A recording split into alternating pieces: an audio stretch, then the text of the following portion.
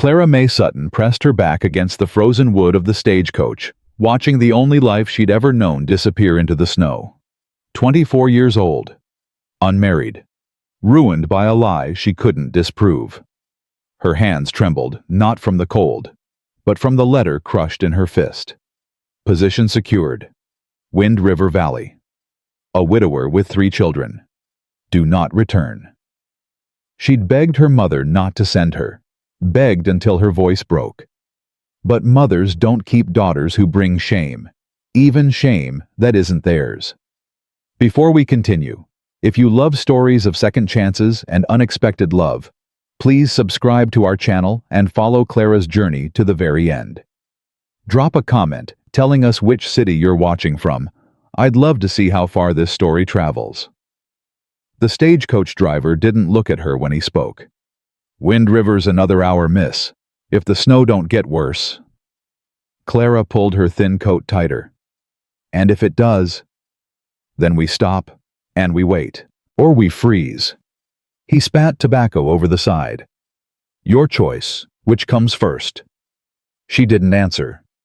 There was nothing to say. The Wyoming Territory stretched out around them, endless and white and utterly indifferent to whether she lived or died.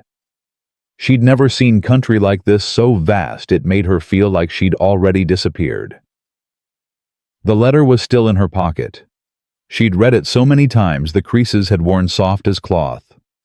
Dear Miss Sutton, a position has been arranged for you with Mr. Samuel Kincaid of the Wind River Valley. He is a widower with 3 children in need of a woman's care. You will serve as housekeeper and governess. Room and board provided. Wages to be discussed upon arrival. Do not contact this address again. Your mother. No signature. No, with love. No hope of return. Clara closed her eyes and let the cold burn her lungs. She'd been a teacher in Ohio. A good one. The children had loved her, and she'd loved them back. Loved the way their faces lit up when they understood something new. Loved the pride in their voices when they read aloud without stumbling.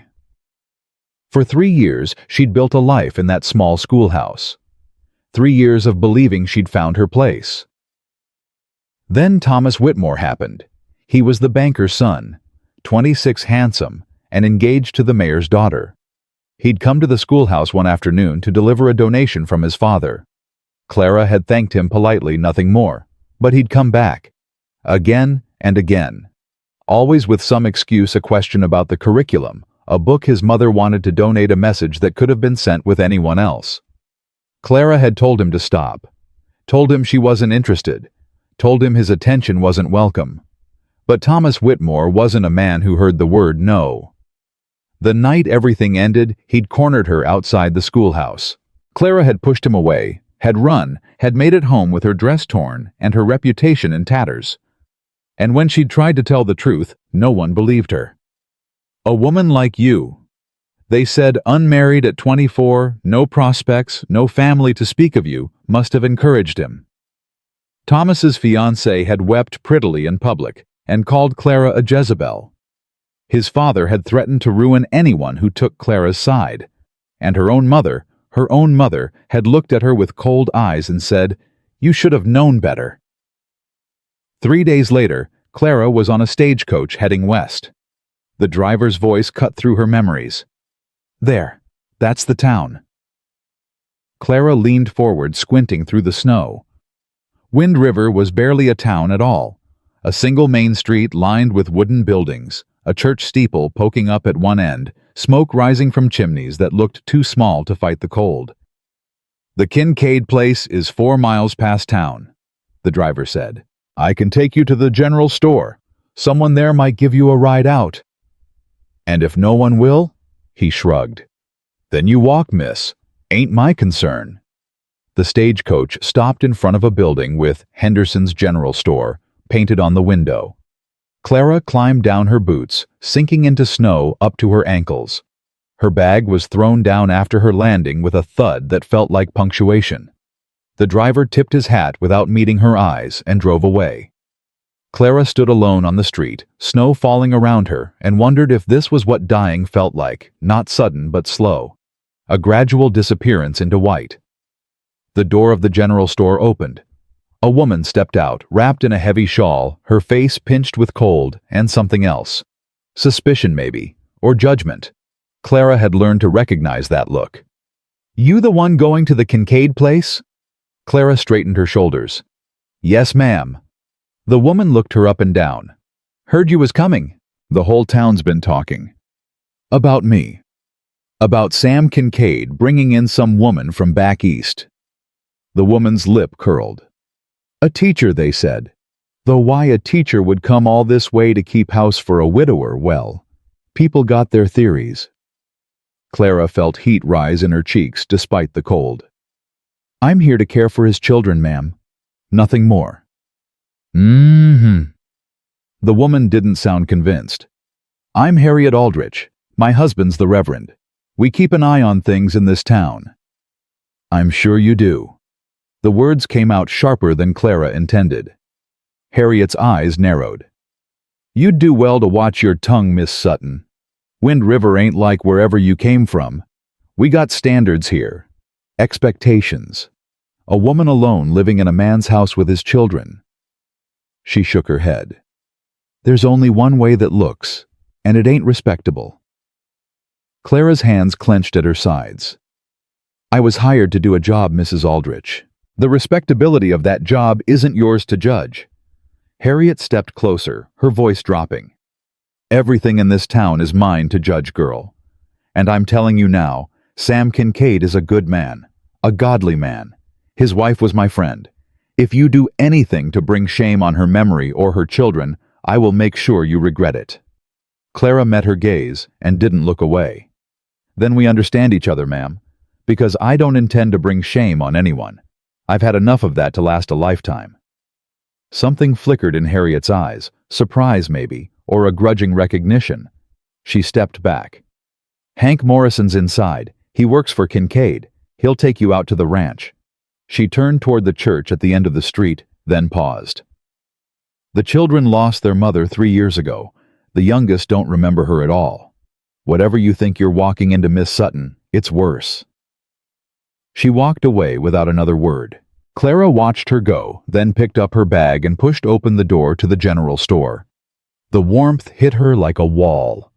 A pot-bellied stove glowed in the corner, and the smell of coffee and tobacco hung thick in the air. A man stood at the counter, tall, rangy, with a weathered face and kind eyes beneath a battered hat. He looked up when she entered. "You Miss Sutton?" "I am." "Hank Morrison." He touched the brim of his hat. "I work for Mr. Kincaid. He sent me to fetch you." "He didn't come himself." Hank's expression flickered. "He's got his hands full, miss. The children, the horses, the ranch winter hits hard out here. A man can only be in one place at a time." Clara nodded slowly. "I understand. Do you—" Hank studied her for a moment. "Begging your pardon, miss, but you don't look like you've spent much time in country like this." "I haven't. It's hard land, hard people. The cold gets into everything, your bones, your clothes, your heart if you let it." He picked up her bag before she could protest. "Mr. Kincaid's a good man, but he ain't an easy one, not since Margaret passed." "His wife?" "Yes, ma'am. 3 years gone and he still ain't found his way back from losing her." Hank held the door open. "The children neither, especially Annie." "Annie? The oldest? 11 years old and stubborn as her daddy. She ain't gonna make this easy for you, miss. I'm telling you that straight." Clara stepped out into the cold. "I didn't expect easy, Mr. Morrison." He looked at her with something like respect. "Then you might just survive." The ride to the Kincaid ranch took nearly an hour. The wagon jolted over frozen ruts, and Clara gripped the seat to keep from being thrown. Hank didn't talk much, but she caught him glancing at her from time to time like he was trying to figure her out. Finally, he spoke. "You got family back east, Miss Sutton?" "No." The word came out flat. "Not anymore." He was quiet for a moment. "That how it is?" "Yes." "Well?" He clicked his tongue at the horses. "You got a roof over your head now. Food in your belly. That's more than some folks got. I know. And Mr. Kincaid, he ain't the kind to mistreat a woman, whatever you might have heard. Clara turned to look at him. What might I have heard? Hank shifted on the seat. Folks talk. Say he's gone hard since Margaret died. Say he don't laugh no more, don't go to church, don't do nothing but work himself into the ground. He paused. Some say he blames himself for her passing. Does he? That ain't for me to say, miss. But I've known Sam Kincaid for 12 years, and I ain't never seen a man carry grief like he does. It's like he's waiting for something permission to let go, maybe, or punishment for still being alive. Clara thought about that. About a man so broken by loss that he couldn't find his way forward. She knew something about that herself. There. Hank pointed ahead. That's the place. The Kincaid ranch emerged from the snow like something stubborn refusing to be buried. A 2-story house with a wide porch, a barn that looked recently repaired fences stretching out toward the mountains. Smoke rose from the chimney gray against the gray sky. It wasn't grand. It wasn't beautiful. But it was solid. Real. Home, Hank said quietly. Such as it is. The wagon pulled up in front of the porch. Clara climbed down her legs, stiff from the cold, and stood looking at the house that was supposed to be her new life. The door opened. A girl stepped out. 11 years old, dark hair pulled back in a braid, eyes that burned with something fierce and wounded. She wore a dress that was too thin for the weather, but she didn't seem to notice the cold. She looked at Clara like she was seeing an enemy. You the new one? The girl's voice was hard. Clara met her gaze. I'm Clara Sutton. You must be Annie. I ain't must be nothing. I'm Annie Kincaid and this is my mama's house. She crossed her arms. You ain't welcome here. Annie. A man's voice, low and rough, came from inside. That's enough. He appeared in the doorway behind her. Samuel Kincaid was tall, broad-shouldered, with dark hair touched with gray at the temples, and eyes the color of winter sky. His face was weathered, lined with grief and hard work, but there was something solid about him, immovable. He looked at Clara, and she felt the weight of his gaze like a hand pressing against her chest. Miss Sutton? Mr. Kincaid. He didn't smile, didn't offer any warmth. You made it. I did. Good. He stepped aside, one hand on Annie's shoulder. Come in. It's too cold to stand talking. Clara picked up her bag and walked toward the porch. As she passed Annie, the girl spoke again, her voice pitched low so only Clara could hear. You ain't gonna last. None of them do. Clara stopped, turned, looked down at the child whose eyes held so much anger and so much pain. How many have there been? She asked quietly. Annie's chin lifted. 4. Since Mama died. They all left. Why? Because this place breaks people. Because Pa don't want nobody. Because I don't want nobody. Her voice cracked on the last word. Because Mama was supposed to be here, and she ain't, and no one can fix that. Clara knelt in the snow, bringing herself to Annie's level. The cold soaked through her skirt, but she didn't move. You're right, she said. I can't fix that. I can't bring your mama back. I can't make things the way they were. She held the girl's gaze. But I'm not here to replace her, Annie. I'm here because I don't have anywhere else to go either. I'm here because sometimes broken people end up in the same place, and maybe that means something. Annie stared at her. For a moment, something shifted in her expression, not softening, but something. Then she turned and pushed past her father into the house. Samuel Kincaid stood in the doorway, watching Clara with an unreadable expression. She'll come around, he said. Eventually. Clara rose, brushing snow from her skirt. And if she doesn't? He was quiet for a long moment. When he spoke, his voice was rough with something that might have been honesty or might have been warning. Then I reckon We'll find out what you're made of, Miss Sutton." He stepped back, and Clara walked into the house. The warmth inside was almost painful after the cold. Clara stood in the front room, taking in her surroundings without comment. A fireplace with a low fire burning, a table with mismatched chairs, a sofa that had seen better years. Everything was clean, but worn, the kind of home that had been loved once and was now just endured. 2 more children stood near the hearth. A boy of about 8 with restless eyes and dirt on his cheek, and a little girl of 3 who clutched a raggedy doll and stared at Clara with open curiosity. "Thomas," Samuel said, nodding toward the boy. "And Grace." "Hello, Thomas."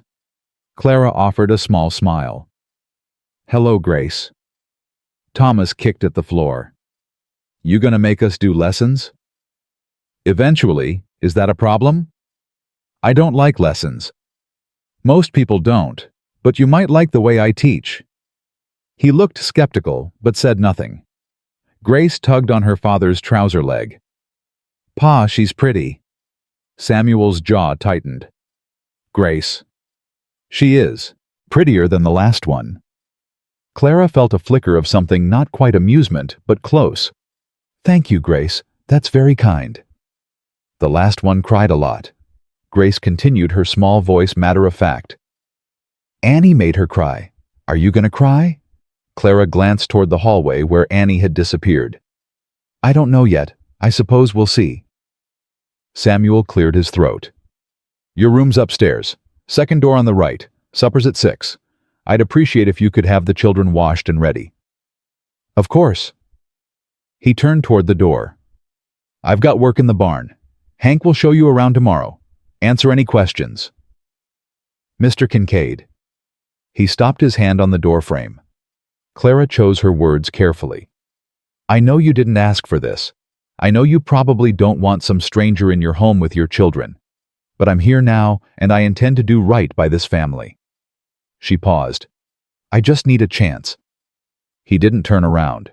His shoulders were stiff, his posture that of a man holding himself together through sheer will.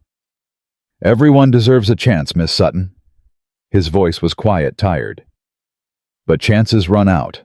That's something you learn quick in country like this." He walked out into the snow, closing the door behind him. Clara stood alone with 2 children who didn't know what to make of her in a house that felt more like a tomb than a home, and wondered what she'd gotten herself into. Thomas broke the silence. "You want to see my frog?" Clara blinked. "Your frog?"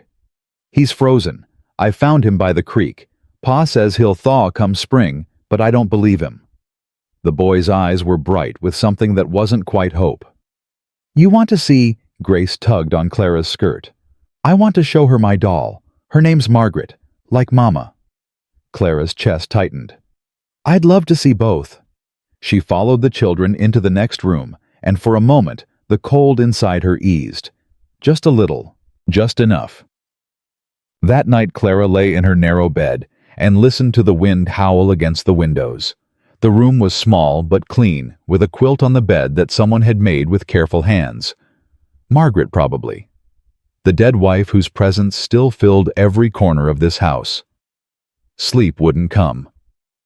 Clara stared at the ceiling and thought about the 4 women who had come before her. 4 women who had tried and failed to fill a space that couldn't be filled. What made her think she would be any different? The answer was simple: she didn't.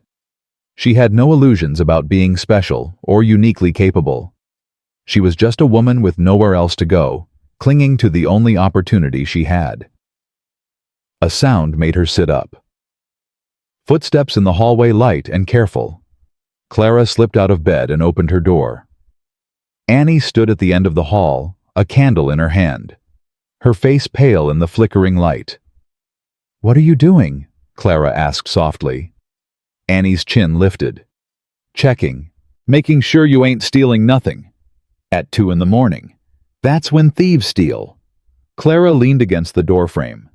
"And am I stealing something?" Annie didn't answer. The candle trembled in her hand. "You should be in bed," Clara said. "It's cold." I don't sleep much. Why not? The girl's face twisted. Because when I sleep, I dream about Mama. And when I wake up, she's gone all over again. Clara's heart cracked. She knew that feeling. Knew it deep in her bones. I dream about my old life, she said quietly. The one I lost, and you're right, waking up is the worst part. Annie stared at her. You lost something too. Everything.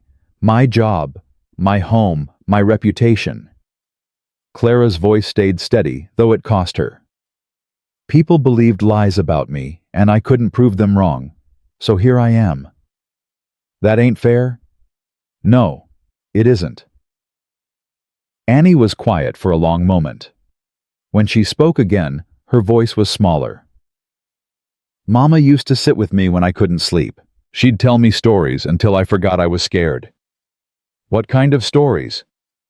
About princesses and cowboys and magic horses. Annie's lip trembled. Stupid stories. Baby stories. They don't sound stupid to me. You don't know nothing.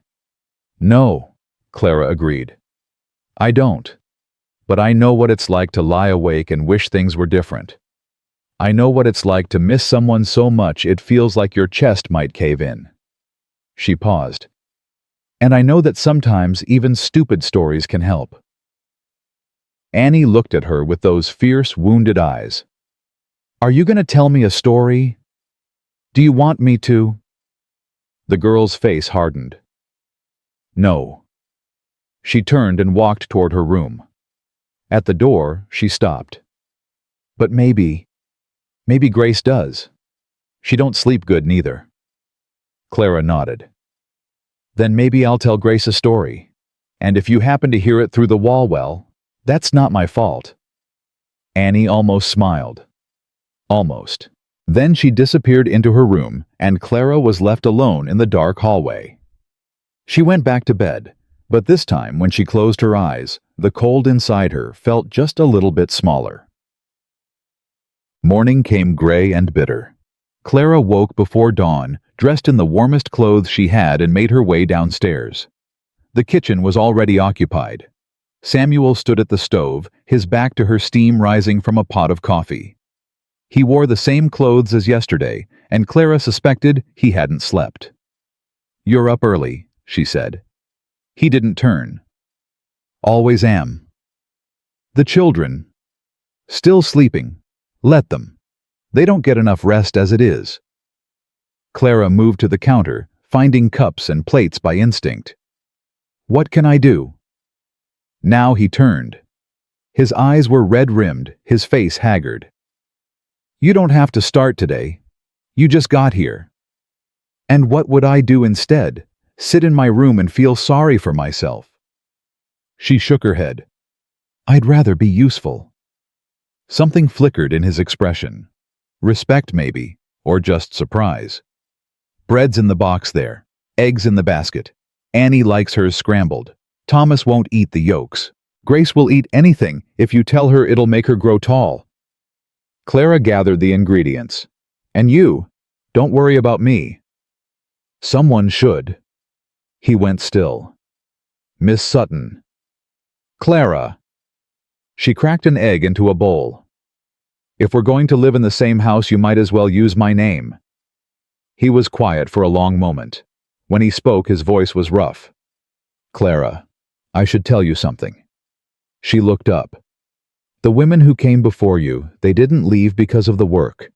The work is hard, but it's honest. He set his coffee cup down, the sound sharp in the quiet kitchen. They left because of me. I ain't easy to be around. I know that. Margaret used to say I was like the weather, cold more often than warm, and when I was warm, it never lasted long enough. His jaw tightened.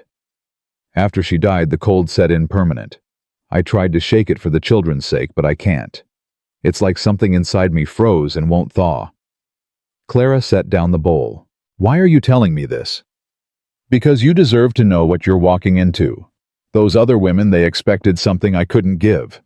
Kindness, warmth, some kind of connection. He met her eyes, and she saw the bleakness there deep as a well. "I can't give you that, Clara. I can give you a roof and wages and protection, but I can't give you anything else. There ain't anything else left." Clara held his gaze. "I didn't come here for kindness, Mr. Kincaid. I came here because I had nowhere else to go. I came here to work to earn my keep, to maybe find some peace in a world that's done nothing but hurt me for the past 6 months." She picked up the bowl again.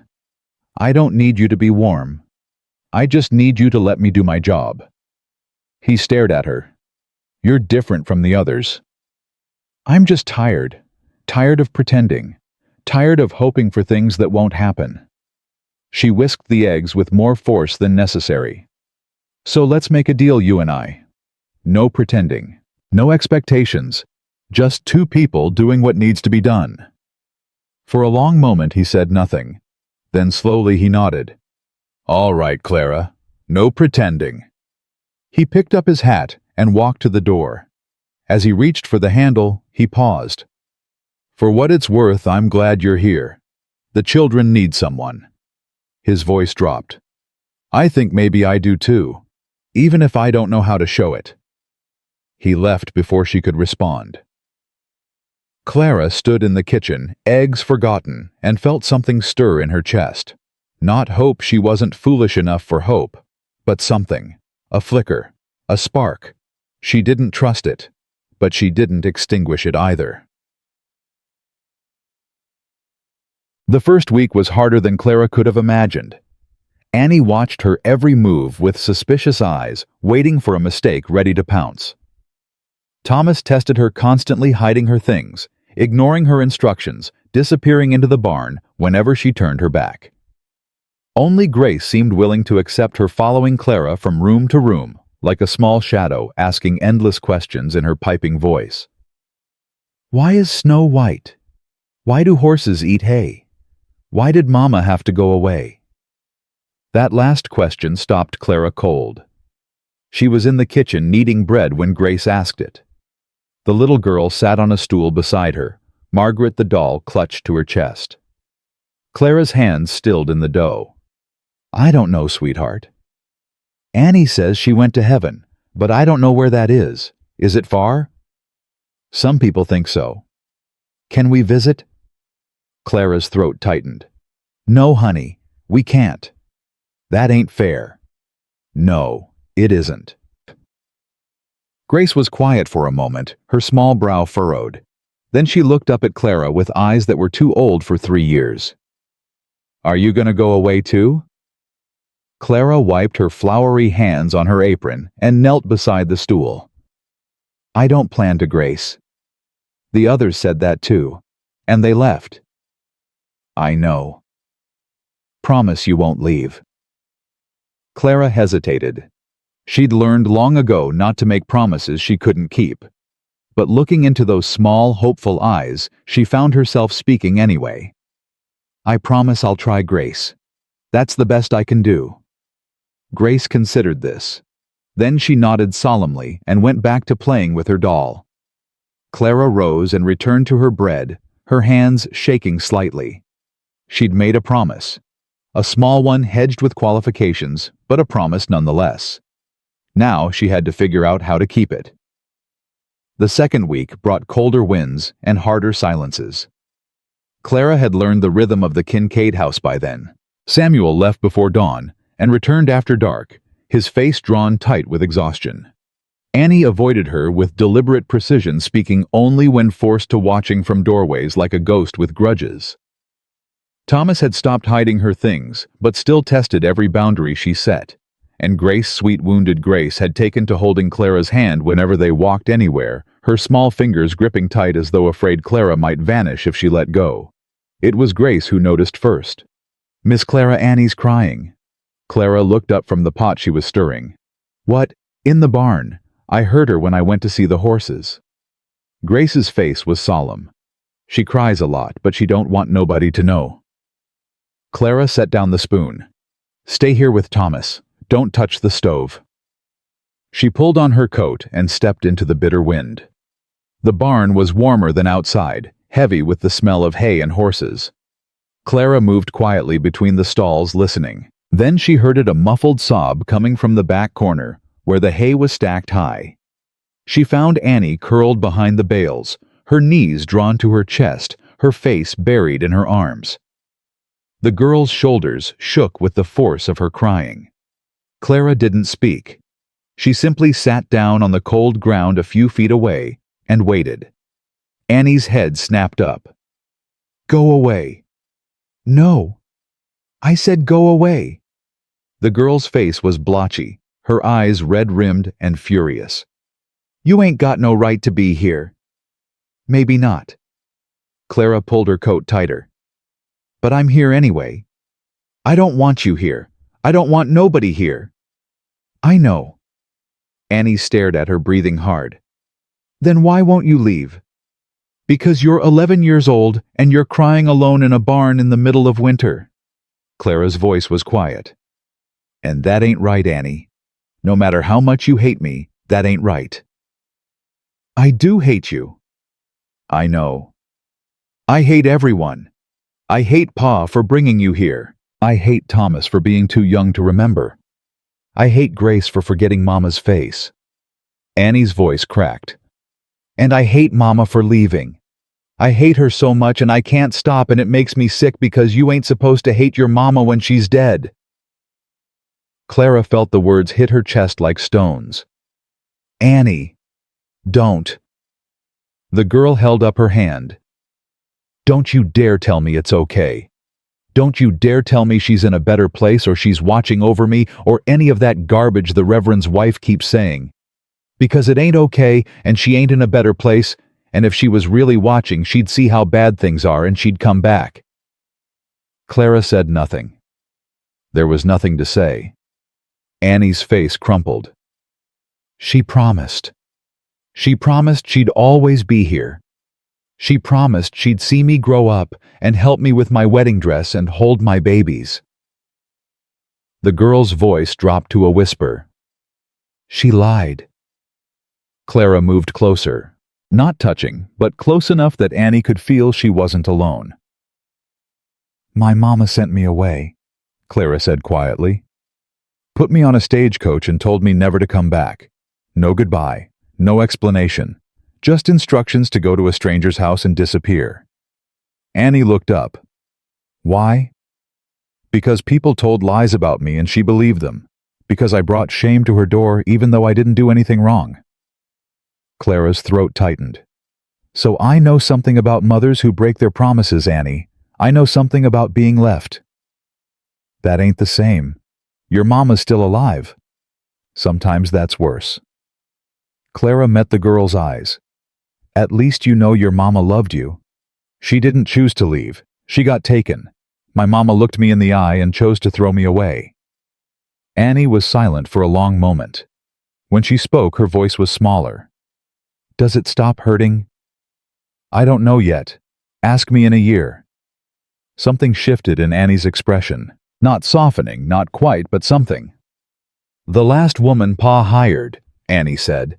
She tried to hug me when I cried, told me she understood, said she could be like a new mama if I let her. What did you do? Put a snake in her bed. She left the next morning. Clara almost smiled. I appreciate the warning. I ain't warning you. I'm telling you what happens. Noted. Clara rose, brushing hay from her skirt. I'm going back to the house. Supper's almost ready. You can stay here as long as you need, but I expect you at the table in 20 minutes. Your pa works hard enough without worrying about you catching cold. She walked toward the barn door. Miss Clara? She stopped, turned. Annie stood there, small and fierce and broken. I ain't gonna stop hating you. I know. But maybe I'll hate you a little less. Sometimes. Clara nodded. That's enough for now. She walked back to the house, and this time the cold didn't cut quite as deep. Samuel came in late that night, long after the children were asleep. Clara sat by the fire, mending one of Thomas's shirts. The boy had torn it, climbing something he shouldn't have. She heard the door open, felt the rush of cold air, but didn't look up.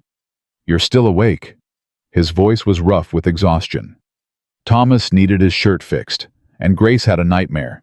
Took an hour to settle her. Samuel crossed to the fire, lowering himself into the chair across from her. "What kind of nightmare?" "She dreamed you went away and didn't come back, like her mama." He flinched. Clara saw at the brief crack in his stoic facade. "I ain't going anywhere," he said quietly. "I know that, but she doesn't. Not really." Clara tied off a stitch and cut the thread. "She's 3 years old, Mr. Kincaid. She doesn't understand death.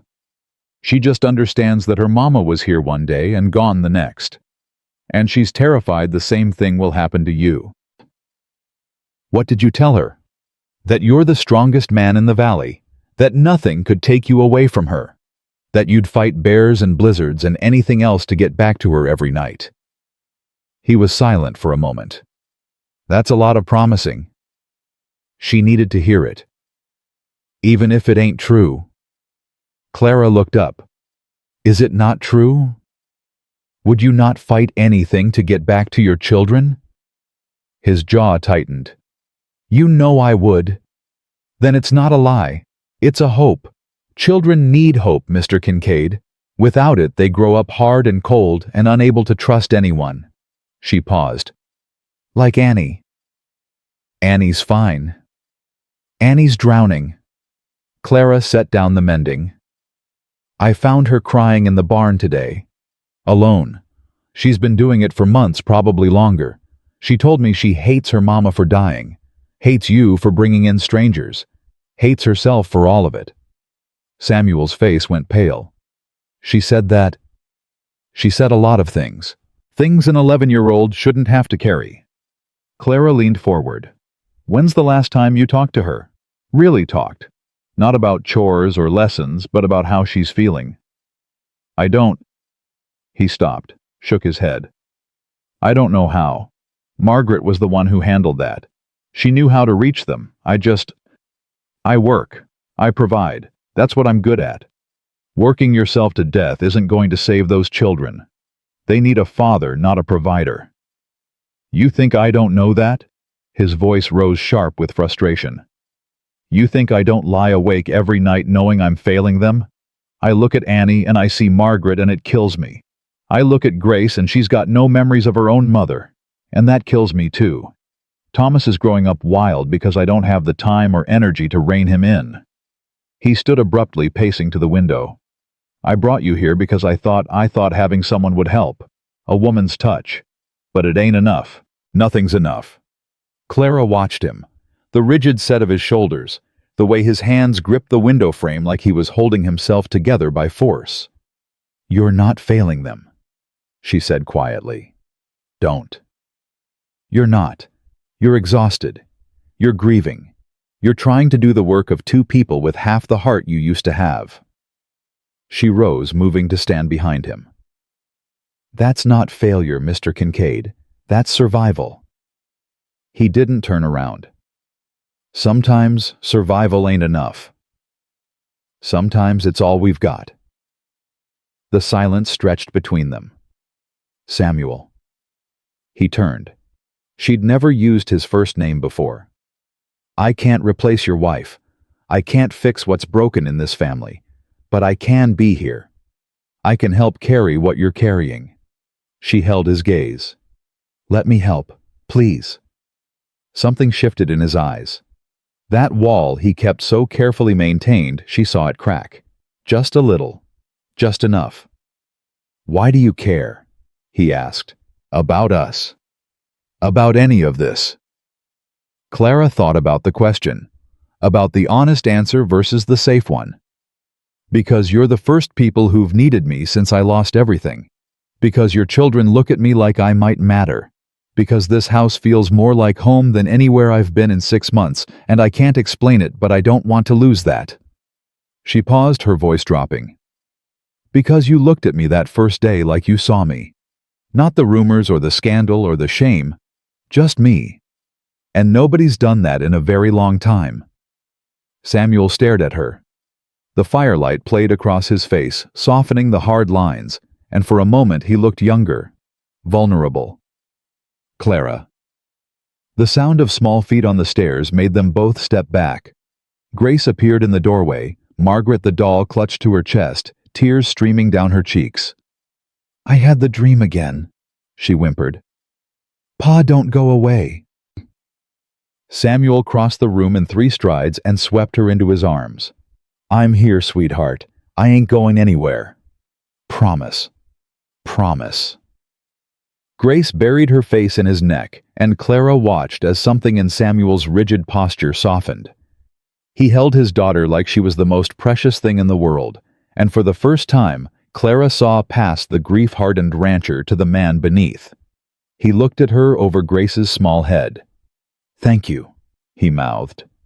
She nodded and quietly gathered her mending. Some moments weren't meant to be shared. Sunday meant church, whether Clara wanted to go or not. "Folks will talk if we don't show," Samuel said as he hitched the wagon. "Better to face them than hide." Clara helped Grace into her coat. "Folks are already talking." "Then let them talk to our faces instead of behind our backs."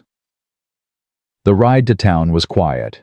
Annie sat as far from Clara as the wagon allowed, but she wasn't scowling. A small victory. Thomas fidgeted with a button he'd pulled from somewhere. Grace held Clara's hand and chattered about angels. The church was small and white, its steeple pointing at a gray sky that threatened more snow. People gathered outside, their breath misting in the cold, their eyes tracking the Kincaid wagon as it approached. Clara felt their stares like needles. Harriet Aldrich stood on the church steps, her husband beside her in his black coat and stern expression. Her eyes locked onto Clara with undisguised hostility. "Mr. Kincaid." The Reverend's voice was cool. "Good to see you and the children." "Reverend." Samuel helped Clara down from the wagon, his hand steady on her elbow. "Mrs. Aldrich." Harriet's smile didn't reach her eyes. "I see you've brought your help." "Miss Sutton is part of our household." Samuel's voice was calm but firm. "She belongs here same as anyone." "Does she?"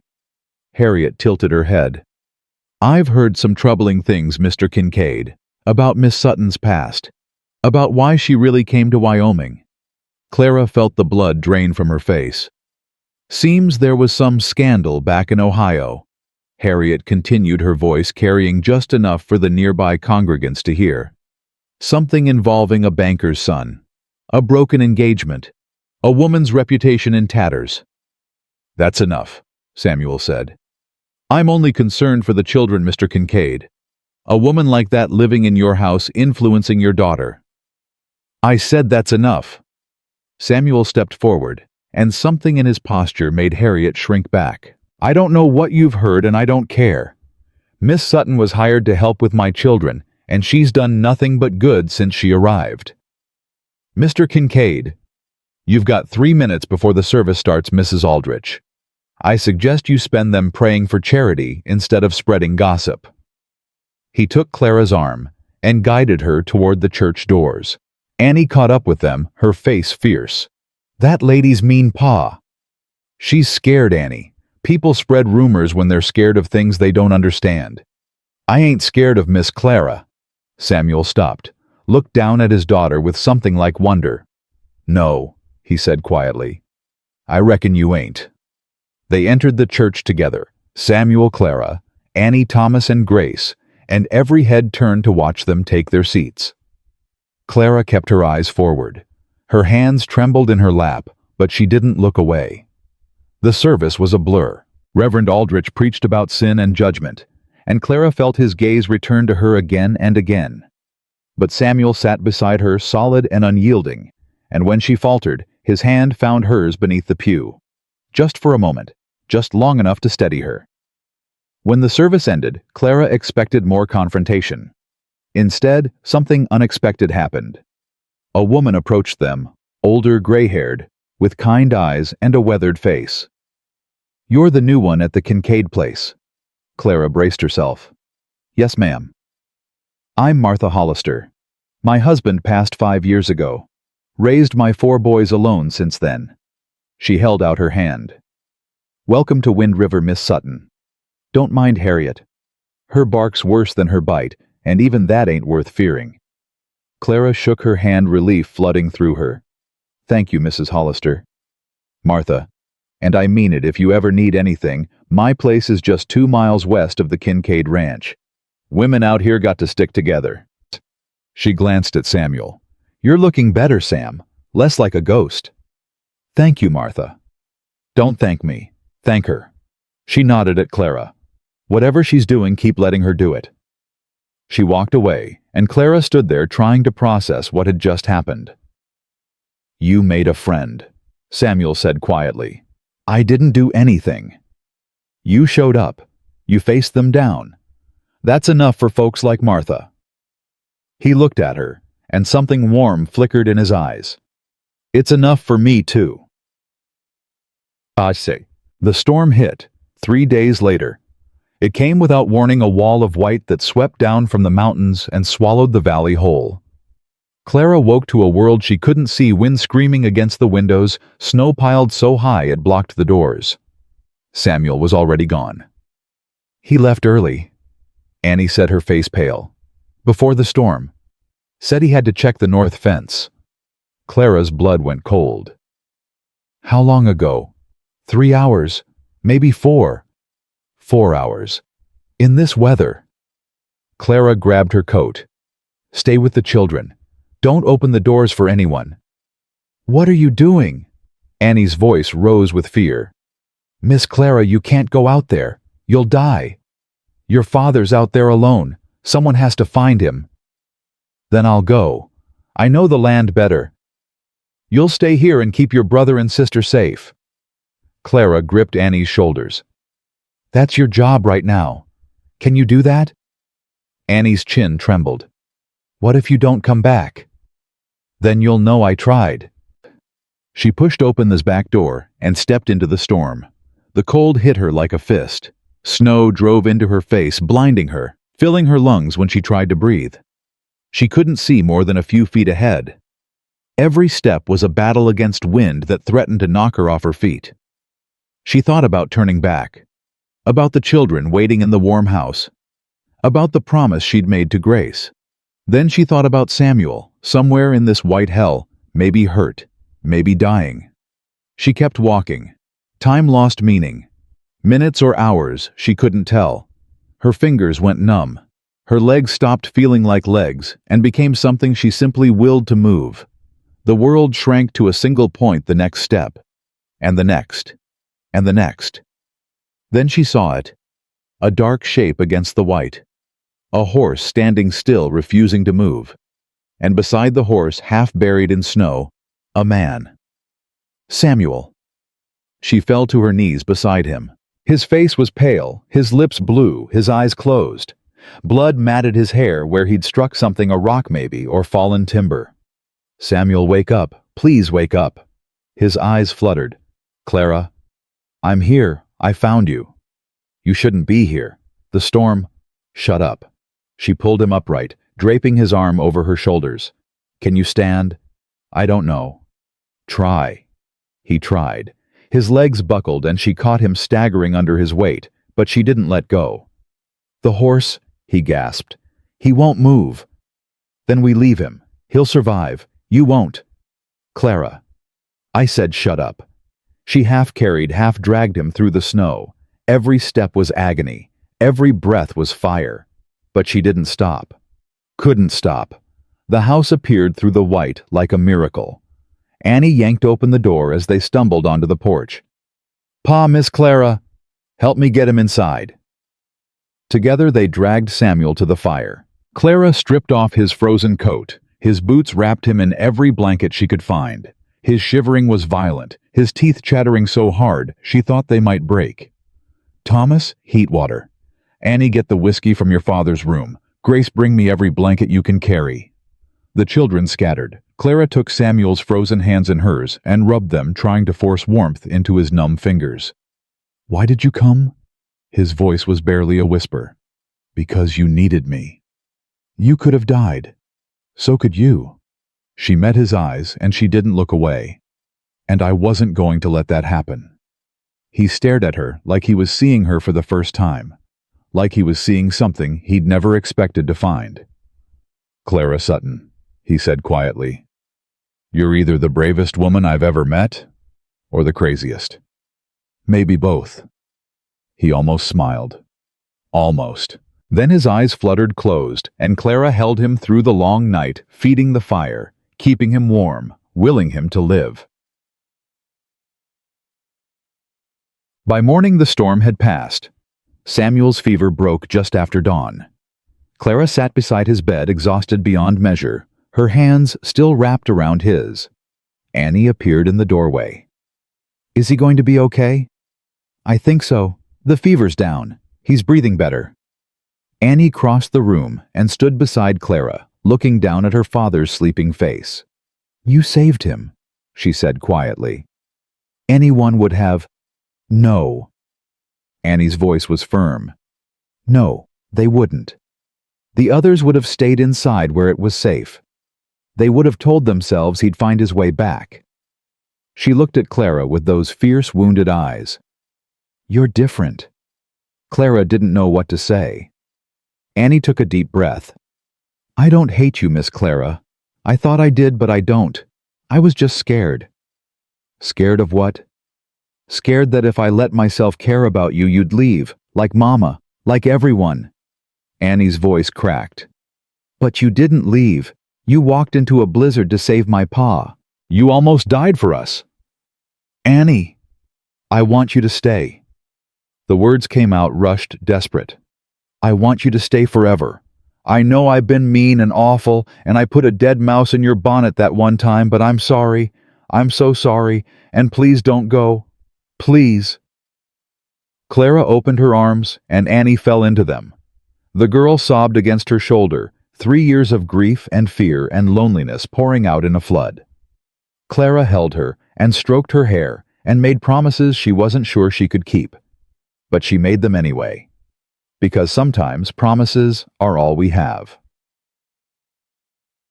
Zig. Samuel woke that evening. Clara was dozing in the chair beside his bed when she heard him stir.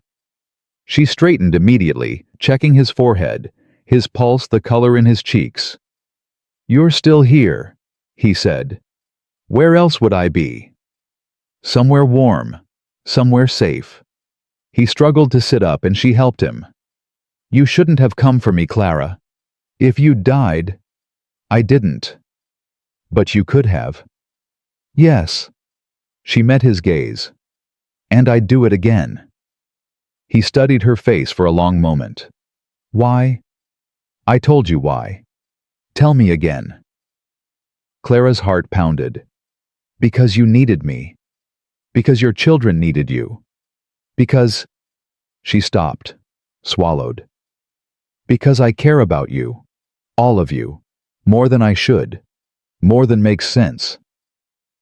Samuel reached out and took her hand. His grip was weak, but his eyes were steady. I ain't a good bet, Clara. I'm broken and bitter and half frozen inside. I don't know if I can ever be what you deserve. I didn't ask you to be anything. I know. That's what scares me. He pulled her closer, his voice dropping. Because for the first time in 3 years, I want to try. I want to be better. And that terrifies me more than any blizzard. Clara leaned in until her forehead touched his. Then we'll be terrified together, she whispered. Because I don't know what I'm doing either. I just know that when I thought you might die out there, something in me broke, and I don't want to feel that way again. He kissed her then, gentle, tentative, a question more than a statement. She answered it. No. The children found them like that, Clara sitting on the edge of the bed, Samuel's hand in hers, their faces close together. Grace squealed. Pa's awake! She launched herself at the bed, and Samuel caught her with a grunt of pain that he quickly covered with a smile. Easy, sweetheart. Pa's still healing. Miss Clara saved you, Grace announced. She's a hero. She is, Samuel agreed, looking at Clara with something that made her chest tight. Thomas hung back uncertain. You really walked through a blizzard? I did. That's crazy. Probably. He considered this. That's kind of amazing, actually. Annie stood in the doorway watching. When Clara met her eyes, the girl gave a small nod. Something had changed. Clara could feel it. The house that had felt like a tomb now felt like something else. A beginning. A chance. A home. Samuel squeezed her hand. Stay, he said. Not a question. A request. Clara looked at the man who'd shown her she could be seen, at the children who'd shown her she could be needed, at the life she'd never expected to find. Yes, she said. And she meant it. The days after the blizzard were the happiest Clara had known in years. Samuel healed slowly but steadily, his strength returning piece by piece. He still worked too hard. That wasn't something a man like him could change overnight, but he came home earlier now. He sat with the children at supper. He laughed at Thomas's terrible jokes. He let Grace fall asleep in his lap by the fire. And he looked at Clara like she was something precious. You're staring again, she said one evening, her cheeks warming. Am I? You know you are. He smiled, a real smile, one that reached his eyes. Can't help it. You're worth staring at. Annie made a gagging sound from across the room. That's disgusting, Pa. You'll understand when you're older. I don't want to understand. I want you to stop making moon eyes at Miss Clara while I'm trying to read. Clara laughed, and the sound surprised her. She'd almost forgotten what her own laughter sounded like. This was what happiness felt like. She'd almost forgotten that too. But happiness, she should have remembered, never lasted long. The stranger arrived on a Tuesday. Clara was in the kitchen when she heard the wagon approaching. She wiped her hands on her apron and stepped onto the porch, expecting Martha Hollister or maybe Hank returning from town. Instead, she saw a man she didn't recognize. Well-dressed, city clothes. A face that was handsome in a practiced way, the kind of handsome that knew exactly what it was worth. Her blood turned to ice. Good morning. He tipped his hat as he climbed down from the wagon. I'm looking for the Kincaid residence. Clara's voice wouldn't come. Her throat had closed around it. Ma'am? He stepped closer, and recognition flickered in his eyes. Then he smiled a smile she remembered from nightmares. Well, well. Clara Sutton. Fancy meeting you here. Thomas. The name came out strangled. What are you doing here? Thomas Whitmore spread his hands in a gesture of false innocence. Is that any way to greet an old friend? I came all this way to see you. We're not friends. No, I suppose not. His smile sharpened. But we have unfinished business, Clara. You left Ohio so quickly. We never got to say a proper goodbye. Clara's hands shook. There's nothing to say. You need to leave. I don't think I will. He looked past her to the house. Nice place. Simple but charming. And I hear you've made quite the impression on the local widower. How did you find me? Your mother. Lovely woman. Very helpful once I explained that I simply wanted to check on your well-being. He laughed softly.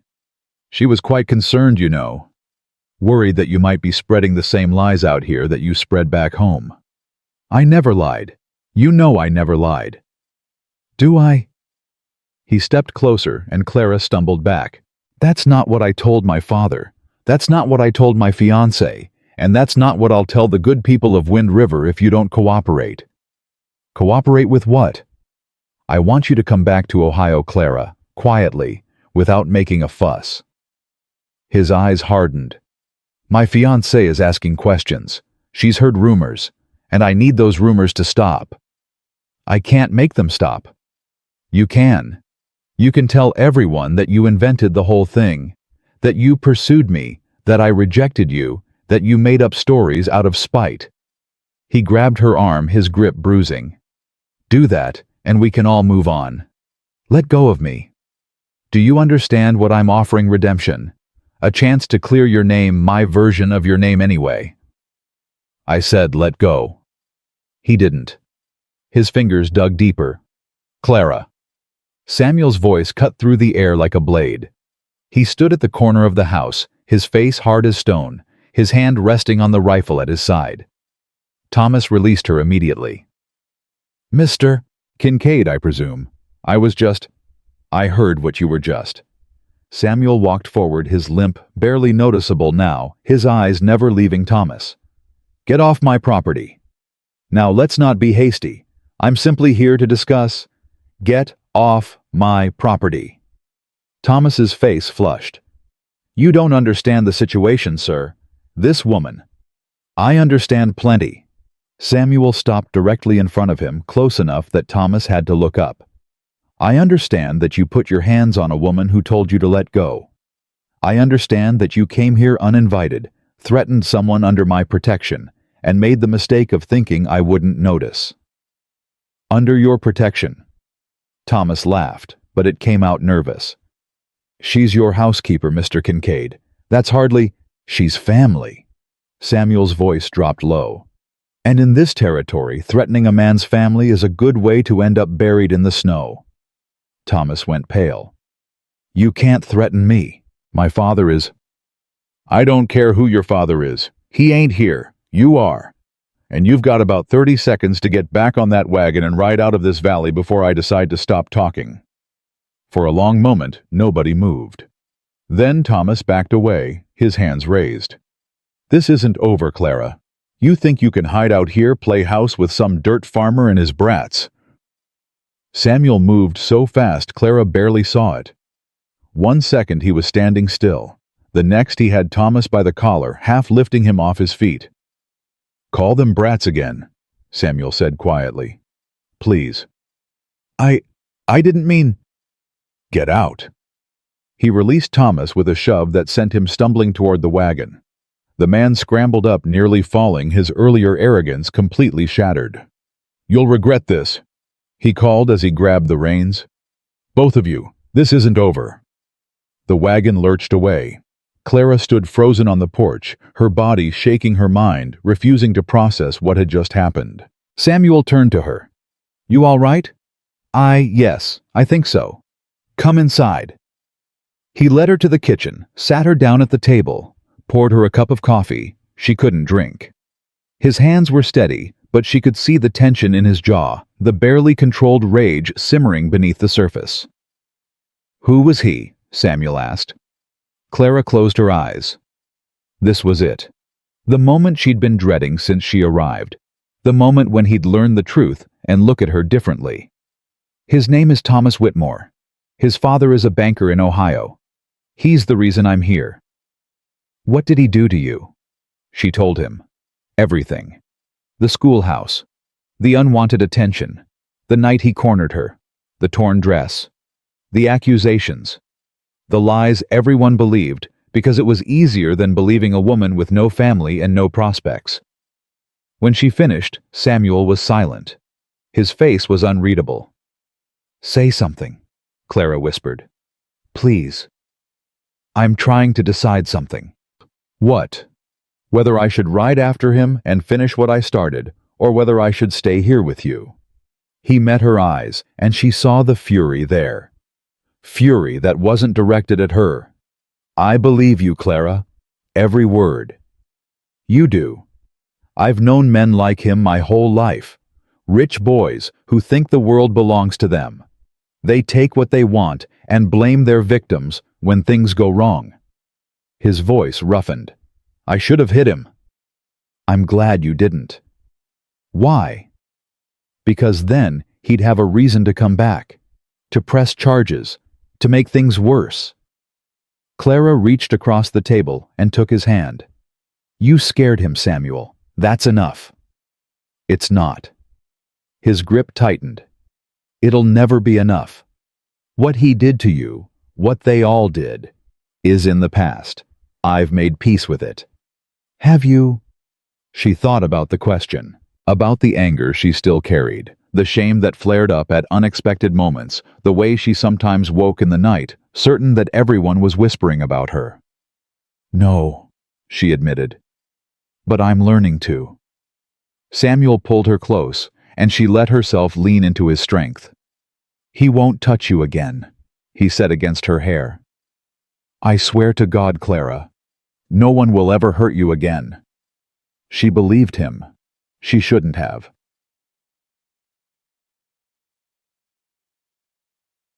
The trouble started 3 days later.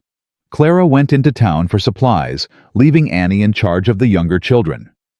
She'd gotten used to the stares by now, the whispers that followed her wherever she went. They still hurt, but she'd learned to carry the pain without letting it show. But today was different. Today, everyone was staring. She walked into Henderson's general store and felt the silence fall like a hammer. Mrs. Henderson looked up from the counter, her face pinched with something between pity and disgust. "Miss Sutton, I'm afraid we can't serve you today." Clara stopped. "I beg your pardon. We've had complaints about your situation." Mrs. Henderson's eyes darted to the other customers who were watching avidly. "I'm sorry, but I have to think about my business." "What complaints? What are you talking about?" "The Reverend's wife came by this morning. She had a letter from Ohio." Mrs. Henderson's voice dropped to a stage whisper. "We know what you did, Miss Sutton. We know the kind of woman you are." Clara felt the floor tilt beneath her feet.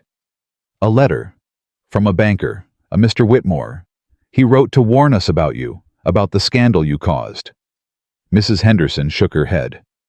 "Seducing an engaged man, lying about it when you got caught, running away to escape the consequences. That's not what happened. That's not what the letter said. The letter is a lie." Clara's voice rose. "Thomas Whitmore pursued me. I rejected him. He couldn't accept that, so he—" "Please don't make a scene, Miss Sutton." Mrs. Henderson drew herself up. "I think you should leave." Clara looked around the store, at the faces she'd started to recognize over the past weeks. At Martha Hollister, who stood near the fabric bolts with her mouth pressed thin.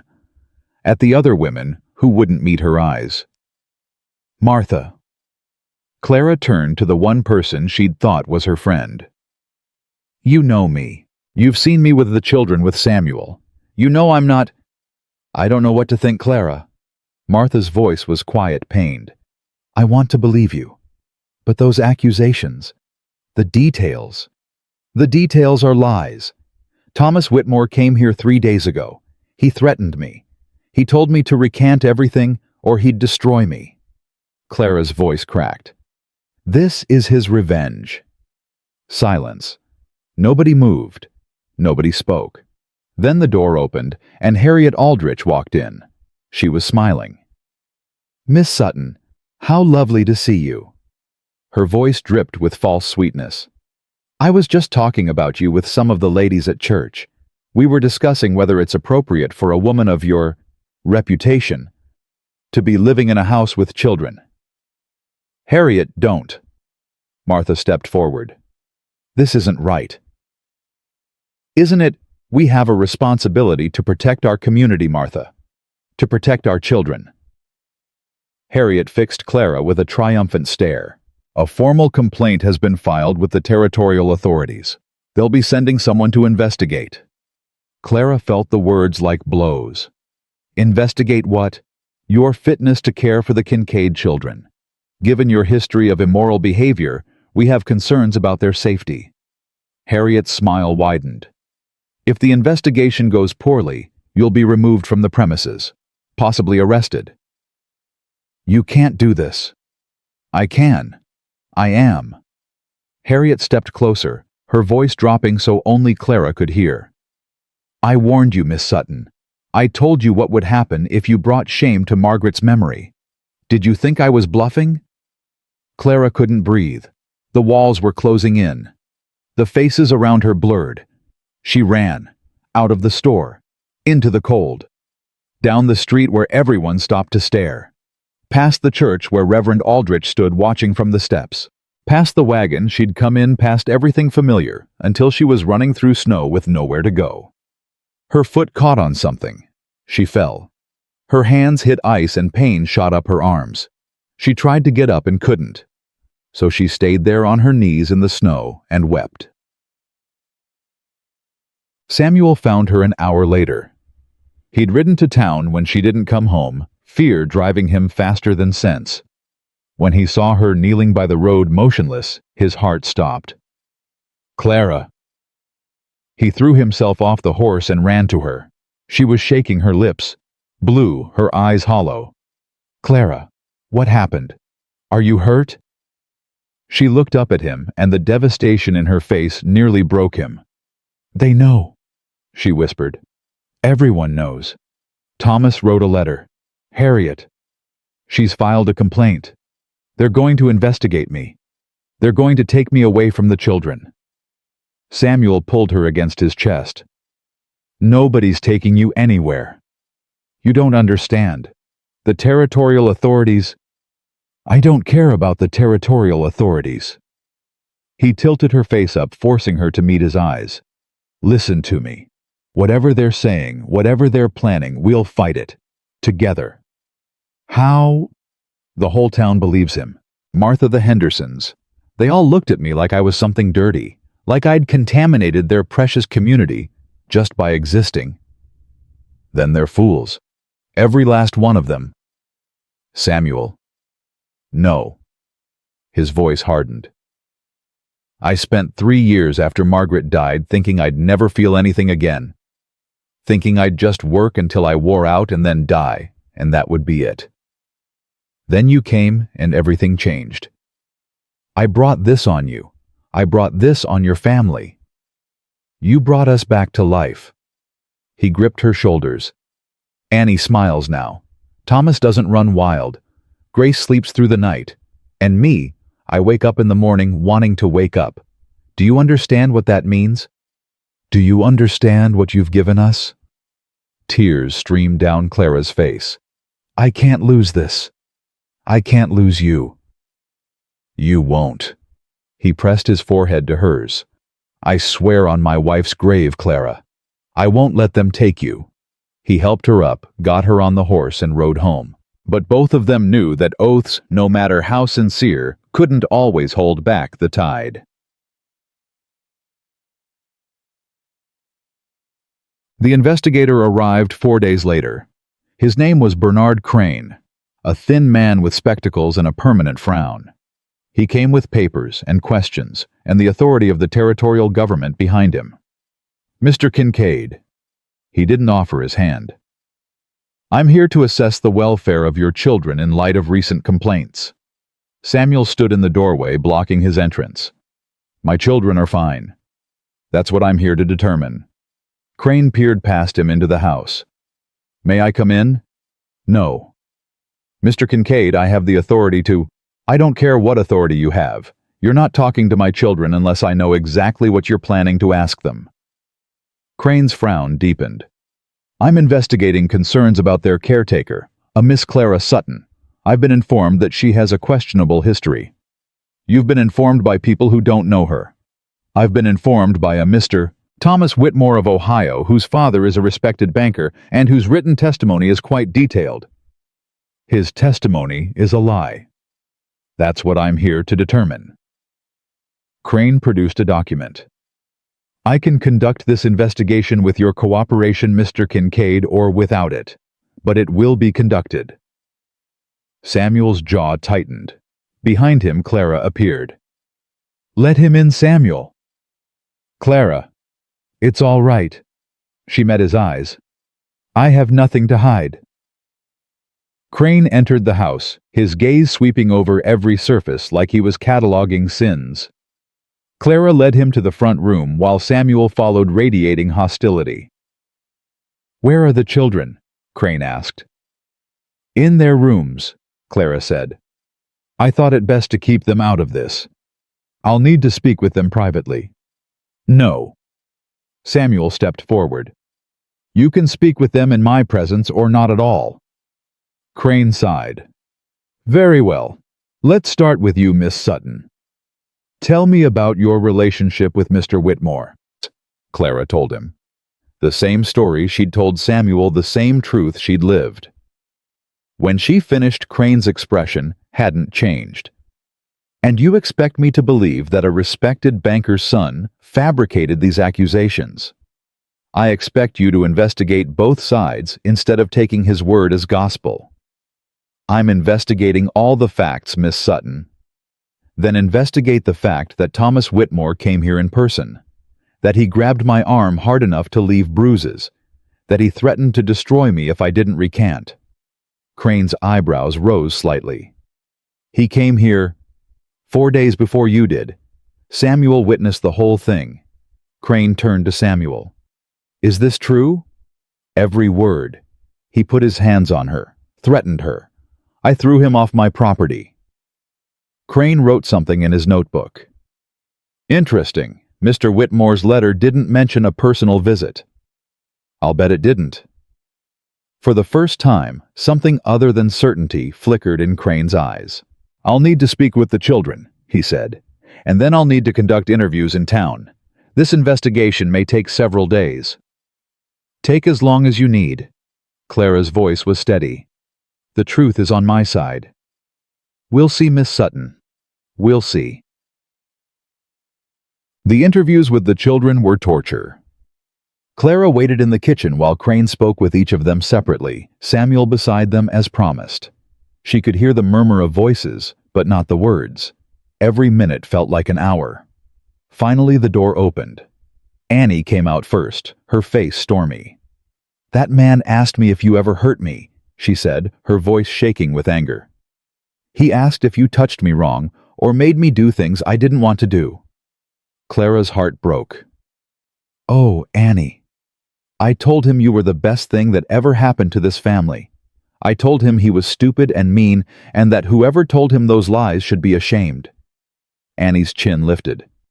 And then I told him about Mama, about how you never tried to replace her, how you helped me remember her, how you're the first person who ever let me be sad without trying to fix it.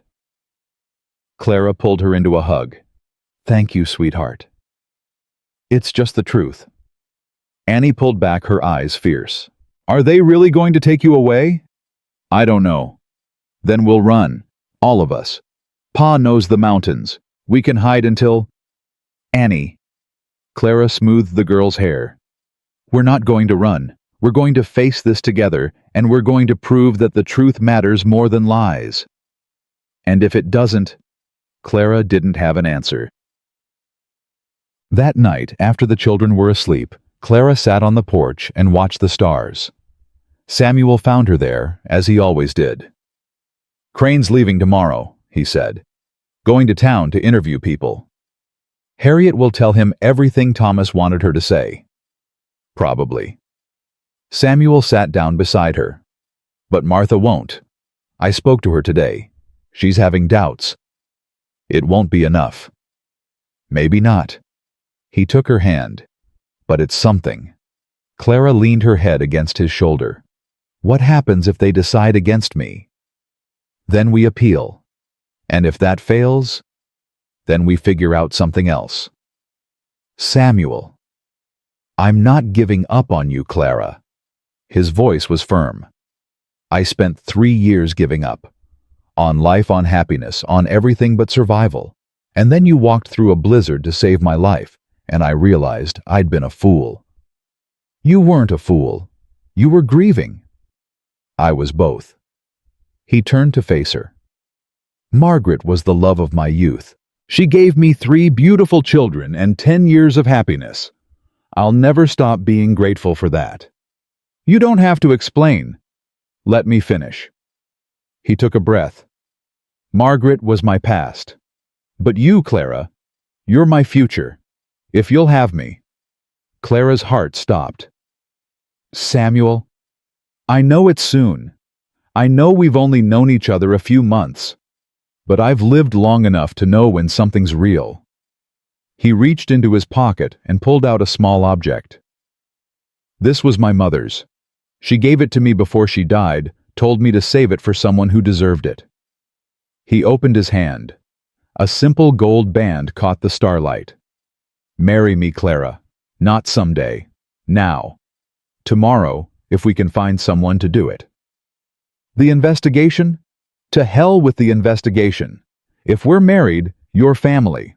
Legally, officially family. They can't take a man's wife without cause. That's why you want to marry me, to protect me. That's one reason. He cupped her face in his hands. The other reason is that I love you. I didn't think I could love anyone again, but here I am loving you so much it scares me. Tears spilled down Clara's cheeks.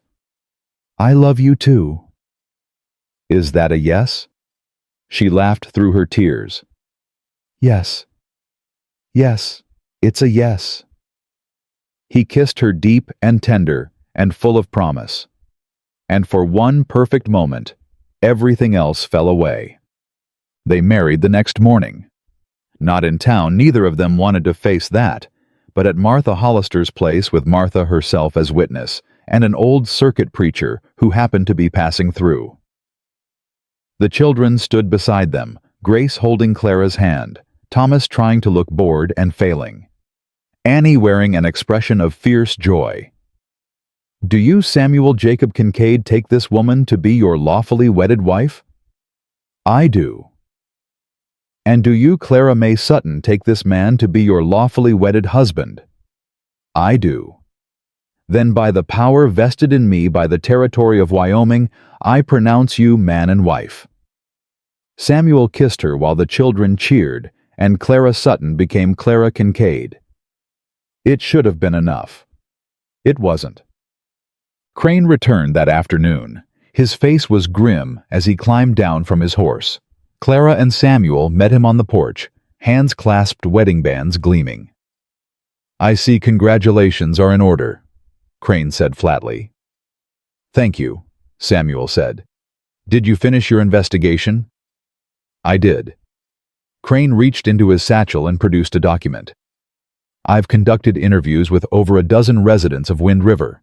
I've reviewed Mr. Whitmore's letter in detail. And I've come to a conclusion. Clara's heart pounded. And? Crane looked at her for a long moment. Mrs. Kincaid, the complaints against you have been found to be without merit. Relief flooded through her so fast she nearly collapsed. Samuel's arm tightened around her waist. The testimony I gathered was contradictory and often malicious, Crane continued. Several witnesses, Mrs. Hollister among them, provided strong character references on your behalf.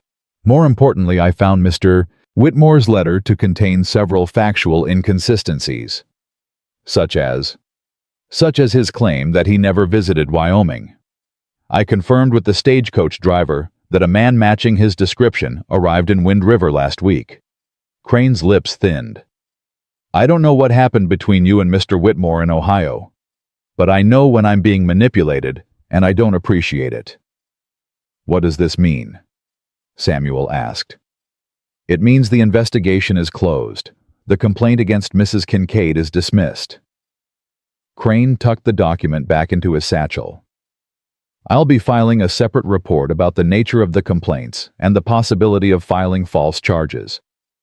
Mrs. Aldrich may find herself answering some uncomfortable questions. Clara couldn't speak, couldn't move. It was over. It was actually over. Mr. Kincaid, Mrs. Kincaid, Crane tipped his hat. I apologize for the intrusion. I wish you both well. He rode away. Clara turned to Samuel, her face wet with tears she hadn't noticed crying. We won, she whispered. We actually won. He pulled her close. We're just getting started. The news spread through Wind River like wildfire.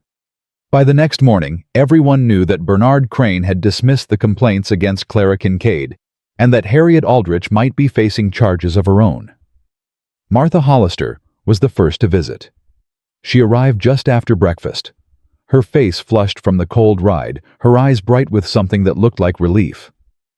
I came to apologize, she said before Clara could even invite her inside. In the store that day when everyone was looking at you like... She stopped shaking her head. I should have defended you. I wanted to, but I was scared. Scared of what? Harriet, the town, being the one who stood alone. Martha's voice cracked. I've been a coward, Clara, and I'm sorry. Clara studied the woman who had been her first friend in Wind River. The woman who had welcomed her when everyone else stared. The woman who had hesitated when Clara needed her most.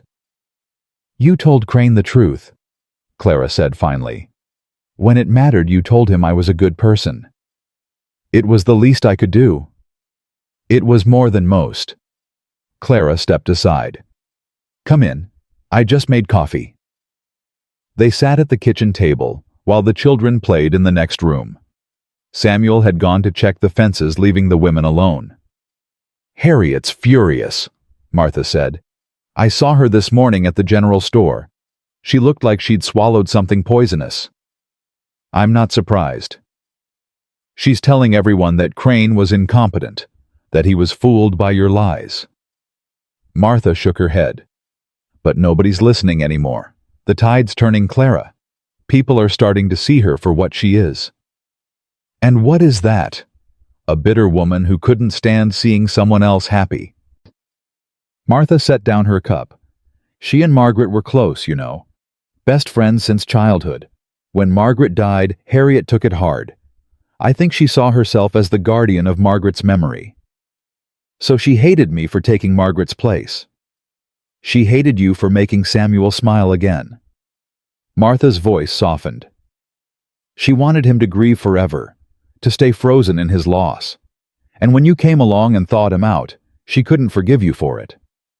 Clara thought about that, about a woman so consumed by grief that she couldn't allow anyone else to heal. I feel sorry for her, she said quietly. Don't. Martha's voice hardened. She tried to destroy you, Clara. She spread lies about you, turned the whole town against you, brought in government investigators. Feeling sorry for her is more than she deserves. Maybe. But I can't spend my life being angry. Clara looked out the window at the snow-covered valley. I've spent too much time angry already. At Thomas Whitmore. At my mother. At everyone who believed lies instead of truth. She turned back to Martha. I just want to move forward. Martha reached across the table and squeezed her hand. Then that's what we'll do, together. Clara smiled. I'd like that. The children reacted to the news in their own ways. Annie wanted justice. Mrs. Aldrich should go to prison. She lied about you. She tried to take you away from us. The law doesn't always work that way, sweetheart. Then the law is stupid. Thomas was more practical. Does this mean people will stop being mean to us in town? I hope so. Good. Billy Henderson called me names last week, said my pa was keeping a fallen woman. Thomas's hands clenched.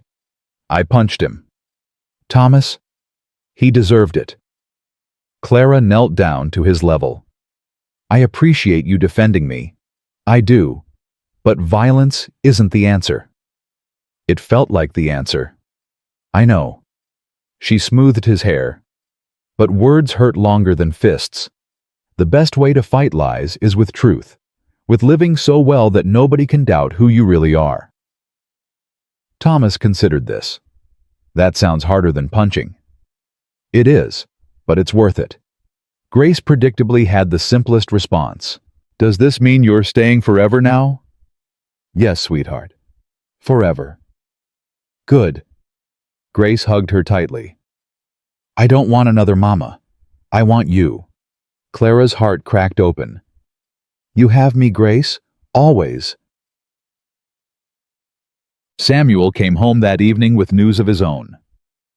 I ran into Reverend Aldrich in town, he said as he hung up his coat. He wanted to talk. Clara's stomach tightened. About what? About his wife. About what she did. Samuel sat down heavily. He apologized, Clara. Said he didn't know how far Harriet had gone until Crane's report came out. Said he was ashamed. Do you believe him? I don't know. Samuel rubbed his face. He seemed sincere, but he stood by while she poisoned the whole town against you. Sincere or not, that's hard to forgive. What did you say to him? Told him I'd think about it.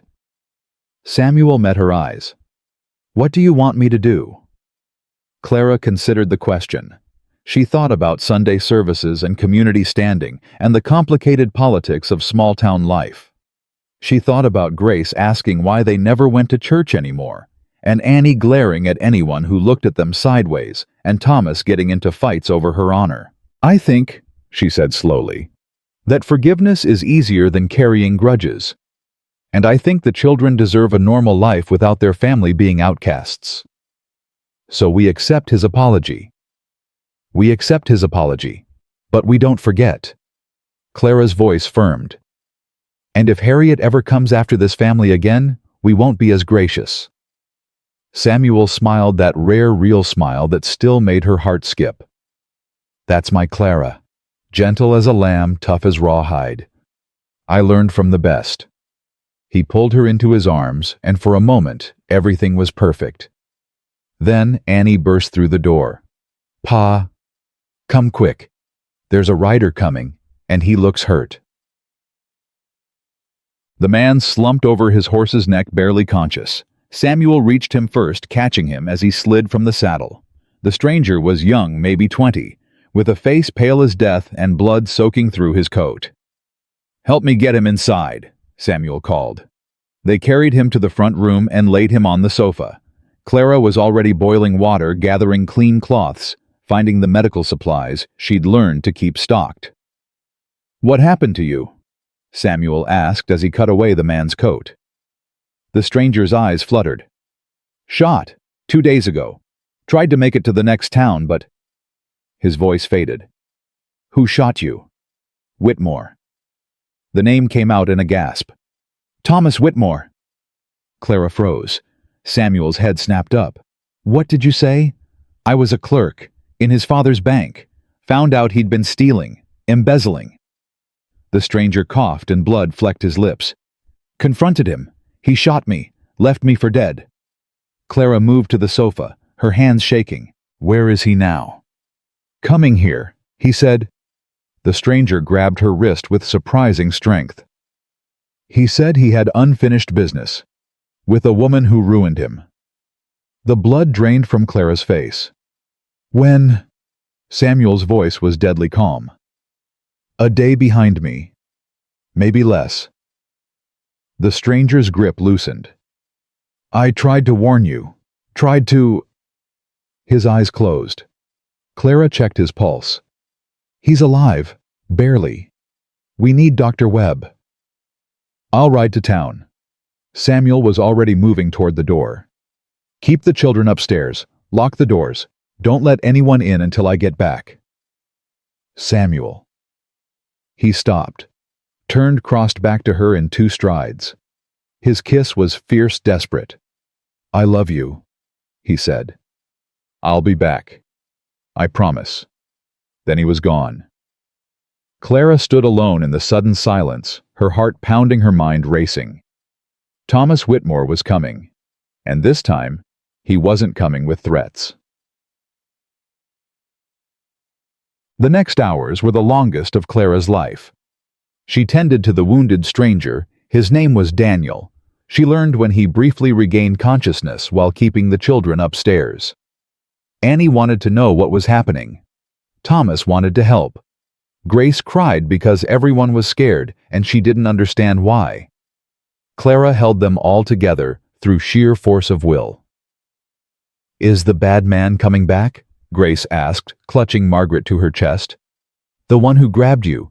We don't know, sweetheart. Will Pa stop him? Pa will do everything he can. What if he can't?" Clara didn't have an answer. Samuel returned with Dr. Webb just after dark. The doctor worked on Daniel, while Samuel pulled Clara aside. "I sent word to the sheriff in Lander. He's putting together a posse." Samuel's face was grim. "But it'll take them 2 days to get here, maybe 3. And Thomas could be here by tomorrow."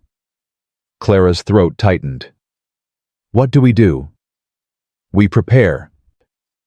Samuel's hand found hers. "I've got rifles. Hank's staying at the bunkhouse tonight. Martha's sending her oldest 2 boys over in the morning." "You think he'll really come after everything?" "A man who shoots a clerk for discovering his crimes." Samuel's jaw hardened. "Yeah, I think he'll come." Clara looked toward the stairs where she could hear the children's voices, muffled and scared. "I brought this on you," she whispered. "All of this. If I hadn't come here, then I'd still be dead inside, Annie would still be alone. Thomas would still be wild. Grace would still wake up crying every night. Samuel tilted her chin up. Whatever happens, Clara, I don't regret you, not for 1 second. Even now. Especially now. He kissed her forehead. Now get some rest. Tomorrow's going to be a long day. Sleep wouldn't come. Clara lay in bed beside Samuel, listening to his steady breathing, watching shadows move across the ceiling. Every creak of the house made her heart jump. Every gust of wind sounded like approaching hoofbeats. Finally, she gave up and slipped downstairs. Daniel was awake, propped against pillows, his face still pale, but his eyes clear. "Mrs. Kincaid." His voice was weak but steady. "I'm sorry for bringing this to your door." "You didn't bring anything. Thomas Whitmore did." Clara sat in the chair beside the sofa. "Why did you come here? You could have gone anywhere." "Because I owed you a warning. What he did to you in Ohio, I heard the real story. From the servants, from people who saw how he really treated you." Daniel's face twisted with guilt. "I knew the truth, and I said nothing. I was too afraid of losing my position." "A lot of people were afraid." "That doesn't make it right." He struggled to sit up straighter. "When I found the embezzlement, I thought maybe this is my chance. My chance to make up for staying silent, to finally do the right thing." "And he shot you for it." "He shot me because he's desperate. His father cut him off after the scandal followed him from Ohio. His fiancée broke the engagement. He's got nothing left except rage." Daniel's eyes met hers. "He blames you, Mrs. Kincaid, for everything. He's convinced himself that if you hadn't rejected him, none of this would have happened." "That's insane." "Yes, but sane men don't shoot people in cold blood." Clara stared at the floor, processing. Thomas Whitmore had lost everything, and now he was coming to make her pay for it. "He won't stop," Daniel said quietly. "Even if the law catches up to him, even if he hangs for what he did to me, he'll come after you first. It's all he has left." Clara rose. "Then we'll be ready." "How?" She thought about Samuel, about Annie's fierce loyalty, about Thomas's protective anger, about Grace's innocent faith, about this family she'd stumbled into and couldn't bear to lose. "Together," she said. "We'll be ready together." Morning came gray and cold. Samuel was up before dawn, checking weapons, reinforcing door locks, positioning Hank and Martha's boys at key points around the property. Clara fed everyone breakfast pancakes and bacon and strong coffee while pretending her hands weren't shaking. Annie found her in the kitchen scrubbing a pan that was already clean. "You're scared," Annie said. "Yes. Me too." The girl moved closer. "But I'm not scared for me. I'm scared for you." Clara set down the pan. "Annie, you saved Pa's life. You saved all of us." Annie's voice was steady, but her eyes were bright with unshed tears. "If anything happens to you, nothing's going to happen to me. You don't know that." "No, I don't." Clara knelt to meet Annie's eyes. "But I know that your father will do everything in his power to protect this family, and so will I." "What can I do?" "Take care of your brother and sister. Keep them calm. Keep them safe." Clara gripped Annie's hands. "You're the oldest, Annie. If something goes wrong, you get them out. You run to Martha's place and you don't look back." "I'm not leaving you. If it comes to that, you will. Promise me." Annie's face crumpled. "I don't want to promise that." "I know, but I need you to." A long moment passed. Then Annie nodded, tears spilling down her cheeks. "I promise, but it's not going to come to that." "No," Clara said, pulling her into a hug. "It's not." She wished she believed it. Thomas Whitmore arrived at noon. Clara was in the front room with Daniel when she heard the shout from outside. She ran to the window and saw him mounted on a black horse, rifle in hand, his face twisted with hatred. "Kincaid." His voice echoed across the snow. "Send her out." Samuel stepped onto the porch, his own rifle held loosely at his side. "You're on my property, Whitmore. I suggest you leave." "I'm not going anywhere without what I came for." Thomas gestured toward the house. "Clara ruined my life. It's only fair I return the favor." "Clara didn't ruin anything. You did that all by yourself." "She refused me." The mask of civility cracked, revealing the madness beneath. "I offered her everything. Marriage, money, a place in society. And she threw it back in my face. Because she didn't want you. She should have wanted me." Thomas's horse danced nervously beneath him. "I'm Thomas Whitmore. Women don't refuse me." "This one did. Get over it." Thomas raised his rifle. "I'll give you one chance, Kincaid. Send her out and I'll let the rest of you live. Refuse and I'll burn this whole place to the ground." Clara's heart pounded. She moved toward the door, but Daniel grabbed her arm. "Don't," he whispered. "He'll kill you. He'll kill everyone if I don't." "Samuel has a plan. Trust him." Clara looked at Daniel, at this stranger who had risked his life to warn her, and saw the certainty in his eyes. She stayed. Outside, Samuel hadn't moved. "You're outnumbered, Whitmore. I've got men positioned all around this property. You might get off one shot, but you won't get off two. You're bluffing. Try me." A long moment stretched between them. Clara could see Thomas calculating, weighing his options, his finger twitching on the trigger. Then, from the side of the barn, Hank stepped into view with his rifle raised. From behind the woodpile, Martha's oldest son appeared. From the bunkhouse roof, the second son took aim.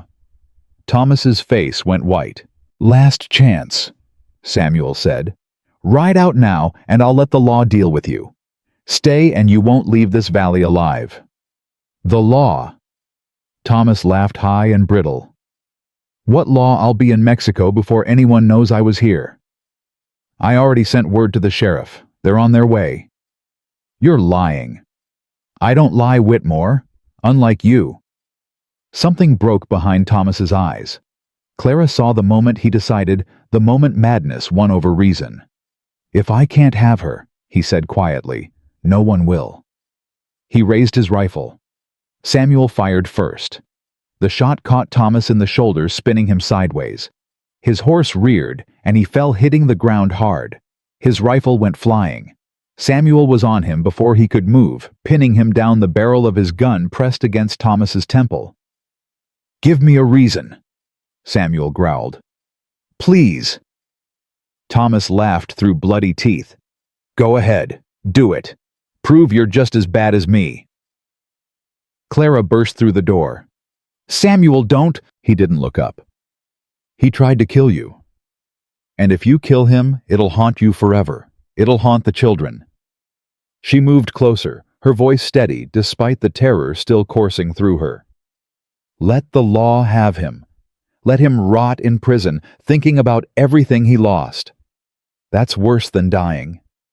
Samuel's finger twitched on the trigger. "Please," Clara said. "For me."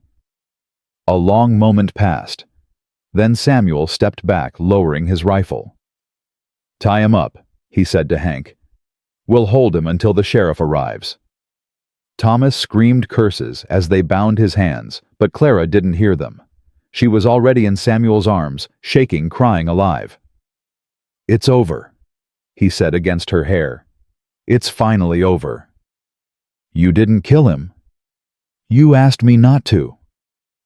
She pulled back to look at his face. "Would you have if I hadn't stopped you?" Samuel was quiet for a long moment. "I don't know. I saw him raise that rifle, and all I could think about was losing you, about the children losing another mother, about everything I'd finally let myself hope for being ripped away. But you didn't." "No." He touched her face.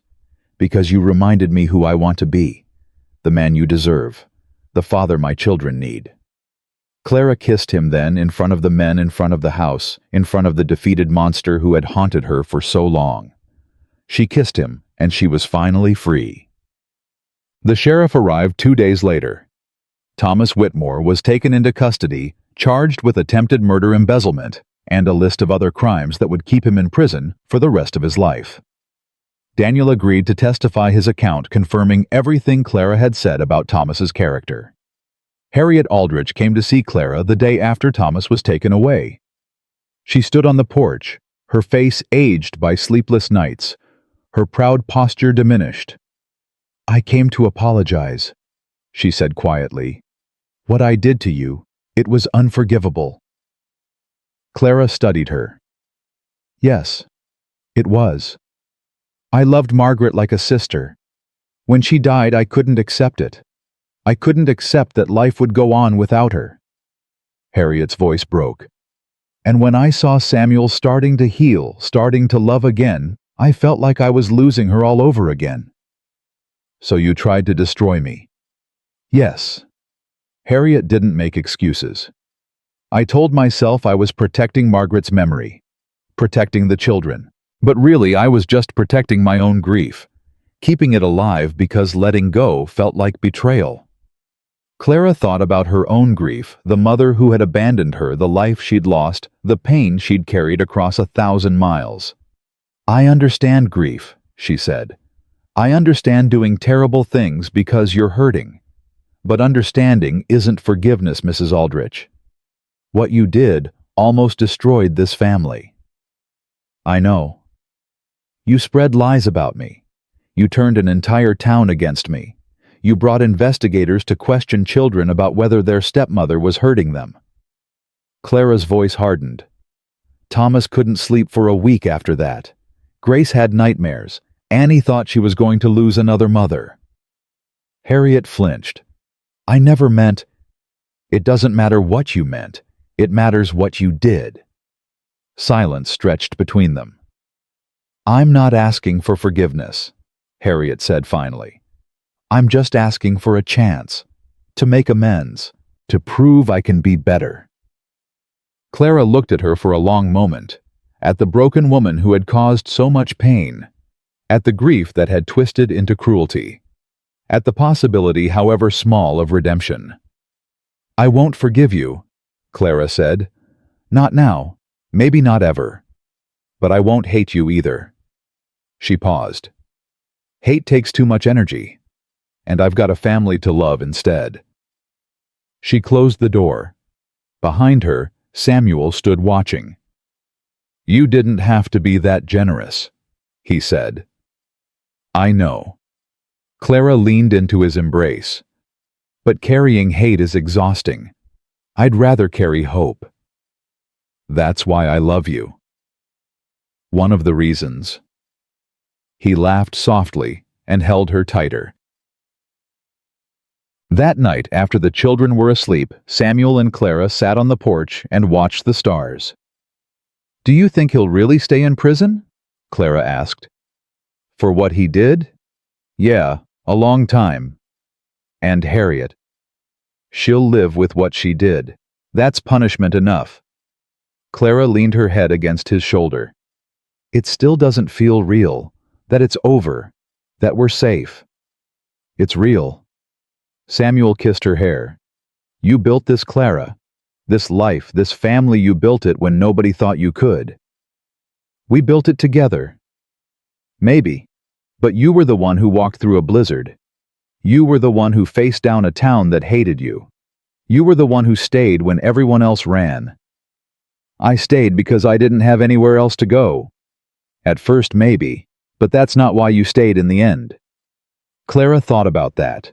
About the moment she'd stopped running from her past and started running toward her future, about the children who had become hers, the man who had become her partner, the home that had become her sanctuary. "No," she admitted. "That's not why I stayed." Samuel turned her to face him. "Why did you stay?" "Because you saw me.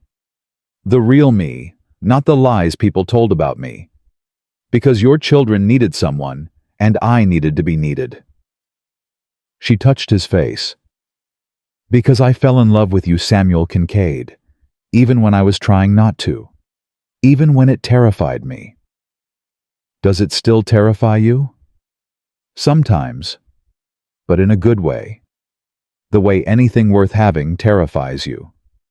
He kissed her under the stars, and Clara thought about all the paths that had led her here, the pain and the loss and the rejection and the fear.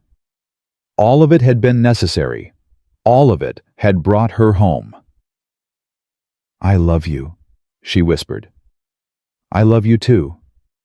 Samuel smiled. Now let's get inside before we freeze. We've got a lifetime to stare at stars. Clara laughed. A lifetime sounds perfect. They went inside together, and the door closed on the cold. Spring came slowly to the Wind River Valley. The snow melted in patches, revealing brown grass and stubborn wildflowers pushing through frozen earth. The creek behind the house started running again, and the horses grew restless in their stalls, eager for open pasture. Clara stood at the window, watching Thomas chase Annie through the yard, while Grace shrieked with laughter from the porch. 3 months had passed since Thomas Whitmore was taken away. 3 months of healing, of rebuilding, of learning what it meant to be a family without fear. Samuel's arms wrapped around her from behind. What are you thinking?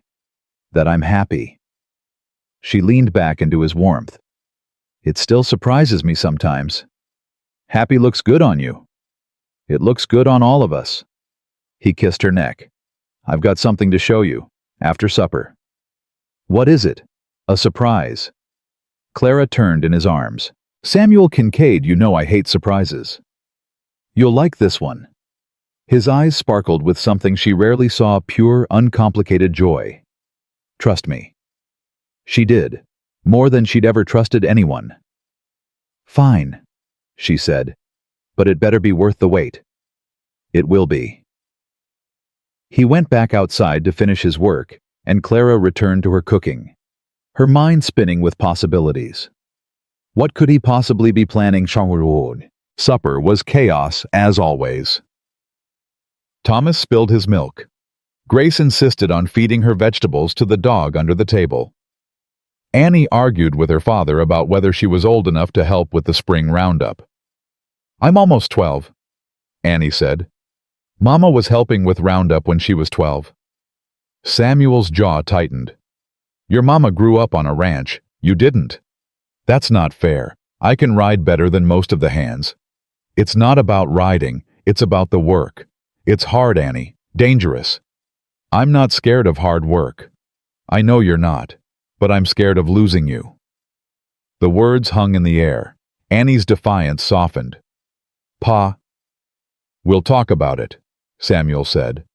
That's all I'm promising. We'll talk. Annie nodded slowly. Okay. Clara watched the exchange with quiet wonder. 6 months ago, Samuel would have shut down the conversation with a flat no. 6 months ago, Annie would have stormed off in fury. But they'd both changed. They'd both grown. This family had grown. After supper, Clara helped Grace with her bath while Annie did the dishes, and Thomas pretended to do his homework. When everyone was clean and settled, Samuel appeared in the doorway of the kitchen. Ready? Clara dried her hands. The children. Annie's watching them. She knows where we'll be. And where will we be? Samuel held out his hand. Come find out. They walked together into the fading light. The air was cool but not cold, carrying the first hints of spring-wet earth, new growth, the promise of warmth to come. Samuel led her toward the ridge behind the house where a stand of aspens grew thick and pale. Samuel, where are we going? Almost there. They crested the ridge and Clara stopped. A small cabin sat in a clearing she'd never seen before. New wood fresh cut, the sawdust still scattered around the foundation. Smoke curled from a stone chimney. Curtains hung in the windows, curtains she recognized from the house. What is this? Samuel stood beside her, his face nervous in a way she'd never seen. When we got married, it was fast, practical. We did it to protect you, to keep them from taking you away. Samuel. Let me finish. He took her hands. I never gave you a proper wedding, never gave you a honeymoon, never gave you anything that was just for us. I didn't need... I know you didn't need it, but I wanted to give it to you anyway. He nodded toward the cabin. I've been building this for 2 months, every spare hour I had. Hank helped. Martha sent over some things to make it comfortable. Clara stared at the cabin, at the care that had gone into every board, every shingle, every small detail. I don't understand. It's ours, Clara. Just ours. A place where we can be husband and wife without being pa and mama, without being rancher and housekeeper. His voice roughened. A place where I can show you how much I love you without 3 children interrupting. Tears spilled down Clara's cheeks. Samuel, I know it's not much. It's small and the windows leak a little when the wind's bad and the chimney smokes if you don't. She kissed him. It was the kind of kiss that said everything words couldn't, the kind that held gratitude and love and wonder and desire all tangled together. When she finally pulled back, they were both breathless. It's perfect, she whispered. You're perfect. I'm far from perfect. You're perfect for me. He smiled that rare, brilliant smile that transformed his weathered face. Then I reckon that's enough. They walked to the cabin together, and Samuel pushed open the door. Inside was simple but warm. A bed piled with quilts, a small table with 2 chairs, a fire already burning in the hearth. On the table sat a bottle of wine and 2 glasses. Martha, Clara guessed. She said every wedding night needs wine, even if it's 3 months late. Clara laughed through her tears. She's a good friend. The best. Samuel closed the door behind them. The children are settled. Annie knows to come get us if there's trouble. But tonight? He pulled her close. Tonight it's just us. Clara looked up at her husband, this man who had been so broken when she met him, so closed off, so lost in his grief. She saw the changes in him, the softening, the opening. She saw the man he'd become because she'd stayed. I love you, she said, more than I ever thought I could love anyone. I love you too. He touched her face. You gave me back my life, Clara. You gave my children a mother. You gave this house a heart. You gave me a home. We gave each other everything. He kissed her again, slower this time, with all the tenderness he usually kept hidden, and Clara let herself fall into it, into him, into this moment, into the life she'd never dared to dream of. Outside, the wind whispered through the aspens. Inside, 2 broken people found each other whole. The letter arrived a week later. Clara was hanging laundry when Hank rode up with the mail. She wiped her hands and took the bundle from him, sorting through advertisements and notices until her fingers stopped on a familiar envelope. The handwriting made her blood run cold. Clara. Samuel appeared beside her. What is it? She couldn't answer, could only stare at her mother's name written in the corner of the envelope. Samuel took it from her hands. You don't have to read it. I know. You don't have to open it. I know. But she did. Some part of her, the part that still remembered being a daughter, being loved, being wanted, needed to know what her mother had to say. She took the letter back and opened it. Dear Clara, I heard about what happened with Thomas Whitmore. The whole scandal, the trial, everything. His father's bank collapsed. The family is ruined. I don't know what to say. I believed him. I believed what he said about you, and I sent you away because of it. I told myself I was doing the right thing, protecting the family name, but I was wrong. I was a coward. I'm not asking for forgiveness. I know I don't deserve it. I just wanted you to know that I'm sorry. For everything. For not believing you. For not fighting for you. For choosing shame over love. Your father died last month. Hart gave out in his sleep. I'm alone now in this big house with nothing but regret for company. I suppose that's fitting. I heard you got married, a rancher in Wyoming. I hope he's good to you. I hope he gives you everything I couldn't. I love you, Clara. I never stopped. I just didn't know how to show it when showing it was hard. Your mother, Clara, read the letter twice, 3 times. The words blurred as tears filled her eyes. "What does it say?" Samuel asked quietly. "My father's dead. My mother's sorry." Clara's voice came out flat. "She wants forgiveness." "Do you want to give it?" Clara thought about the question. About the woman who had raised her, loved her, then abandoned her when she needed her most. About the choice between carrying bitterness and setting it down. "I don't know," she said honestly. "Part of me wants to burn this letter and pretend it never came. Part of me wants to write back and tell her exactly how much she hurt me. And the other part." Clara looked at the children playing in the yard. At Annie, teaching Grace to skip stones. At Thomas chasing the dog in circles.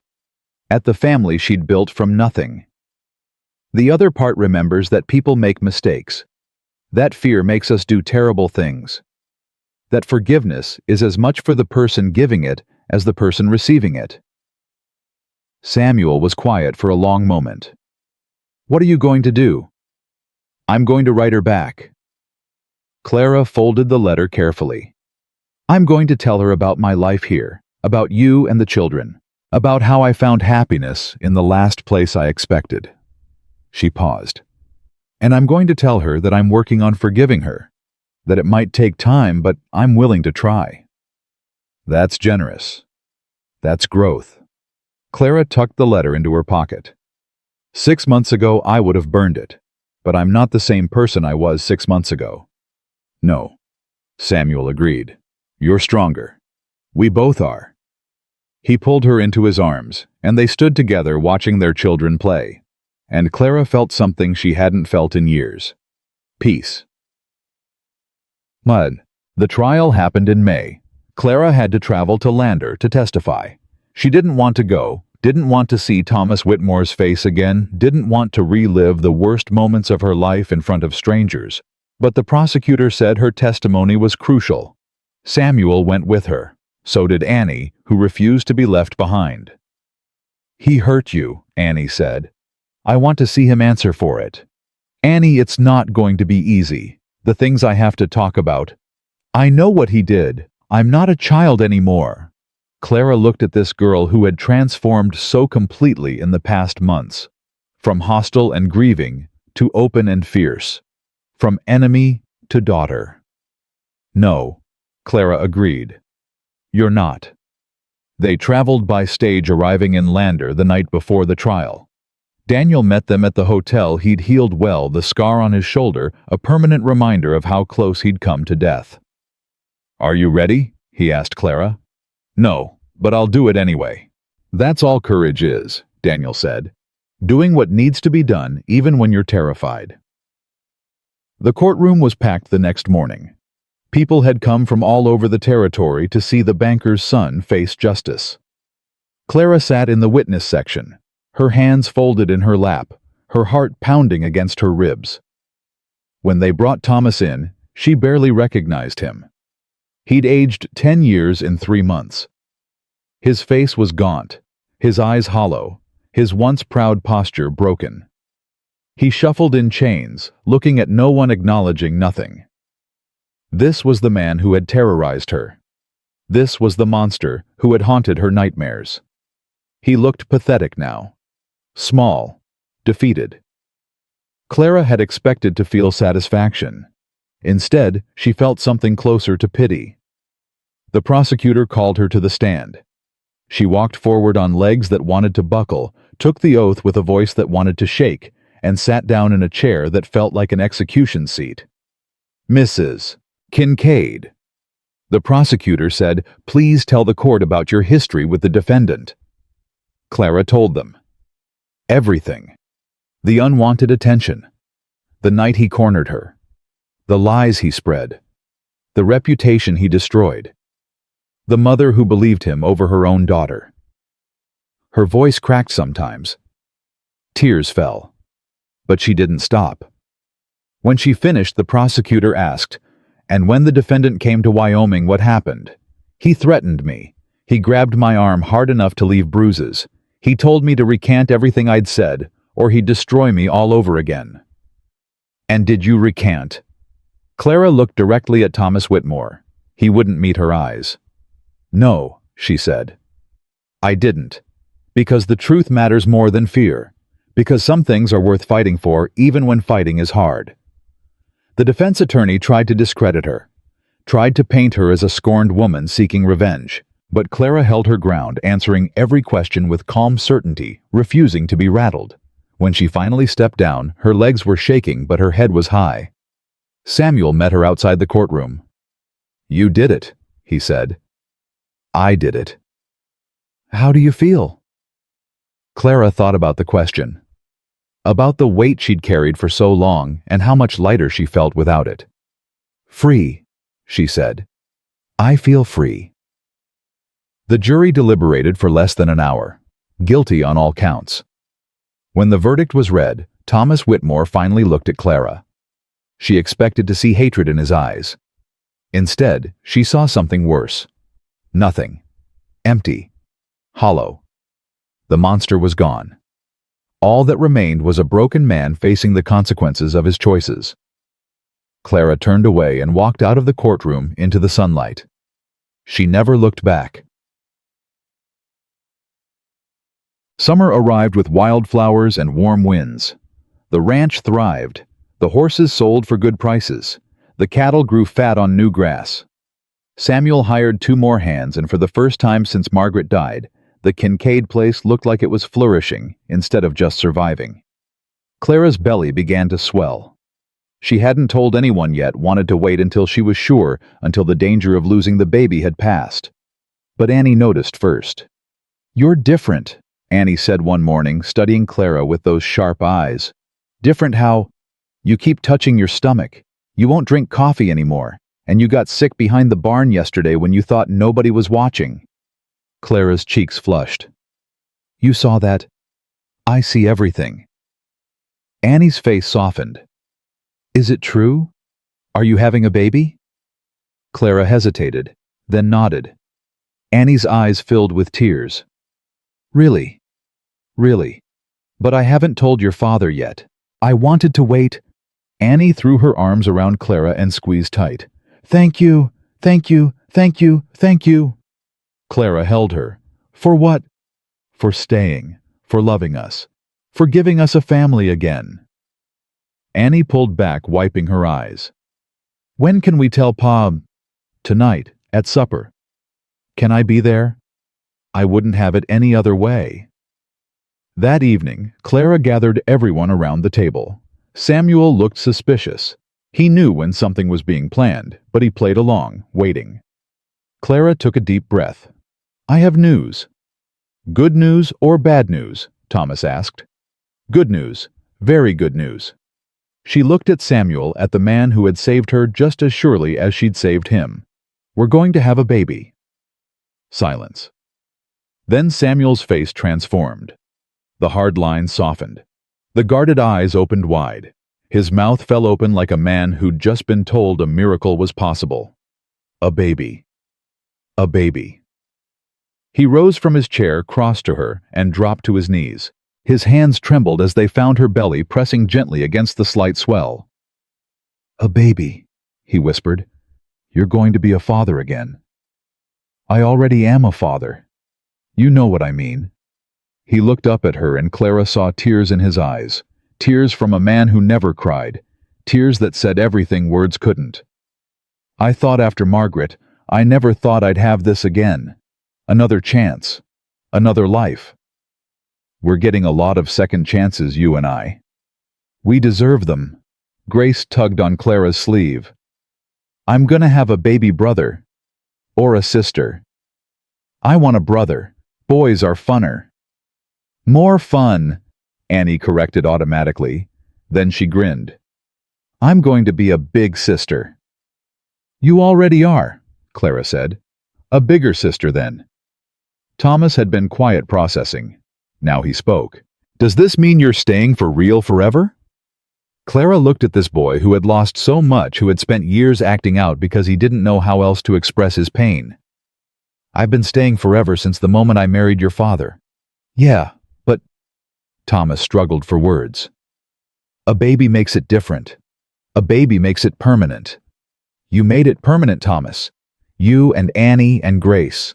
This baby is just... Clara smiled. This baby is a bonus. I like bonuses. Me too. Samuel rose and pulled Clara into his arms. The children surrounded them, and for a moment they stood together in a knot of joy and hope and love. This was what family felt like. This was what home meant.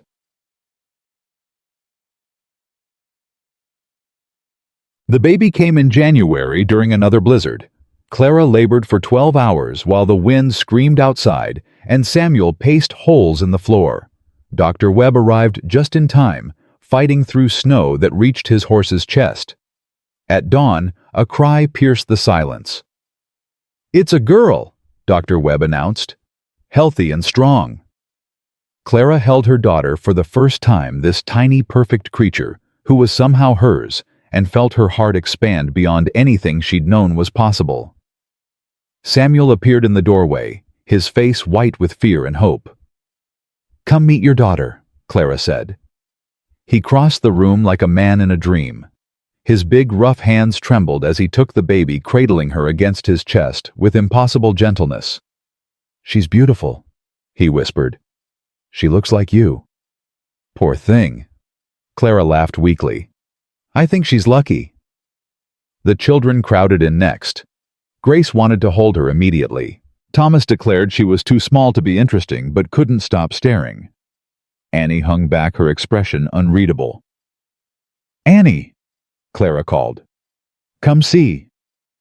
Slowly, Annie approached the bed. She looked at the baby, then at Clara, then back at the baby. "She's so tiny," Annie said. "You were that tiny once." "I don't believe that." "It's true." Clara reached out and took Annie's hand. "Would you like to hold her?" Annie's eyes went wide. "Really? Really?" Samuel transferred the baby to Annie's arms, showing her how to support the head, how to hold her close. Annie stood frozen for a moment, barely breathing. Then the baby opened her eyes. They were blue, the deep, clear blue of winter sky. The same blue as Annie's eyes, the same blue as Samuel's. "She's looking at me," Annie whispered. "She sees her big sister." Annie's face crumpled. Tears spilled down her cheeks, and she didn't try to hide them. "I'm going to protect her," Annie said fiercely. "Forever. Nobody's ever going to hurt her. I know you will." "What's her name?" Clara looked at Samuel. They'd discussed this late at night, trying to find the right name for this child who represented so much. "Margaret," Clara said. "Margaret Hope Kincaid." Annie's breath caught. "After Mama. After your Mama. Because she was the beginning of this family, and this baby is its continuation." Clara squeezed Annie's hand. "Is that all right?" Annie couldn't speak. She just nodded, tears streaming, and held little Margaret closer. Samuel sat on the edge of the bed, one arm around Clara, the other around Annie. Thomas and Grace pressed close. Everyone connected everyone together. Outside, the blizzard raged. Inside, there was only warmth. The years passed like water through fingers. Margaret grew from infant to toddler to little girl, all blonde curls and blue eyes and endless questions. Grace became a young lady, graceful and kind, with her mother's gentle heart. Thomas shot up tall and strong, taking after his father in everything except temperament he had. Clara's patience, Clara's calm. And Annie, fierce, loyal. Annie grew into a young woman who commanded respect wherever she went. Clara watched them grow and marveled at how far they'd all come. She still thought about Ohio sometimes, about the life she'd lost, the reputation that had been destroyed, the mother who had abandoned her. But those memories had faded, worn soft by time and distance. They were scars now, not wounds. They hurt only when she pressed them. Her mother had come to visit the year after Margaret was born. It had been awkward at first, too much history, too much pain, but they'd found their way to something like peace. Not the relationship they'd once had, but something new, something honest. "I was wrong," her mother had said on the last night of her visit. "About everything. About Thomas Whitmore. About you. About what mattered. I know. I'll never forgive myself. That's your burden, not mine." Clara had taken her mother's hand.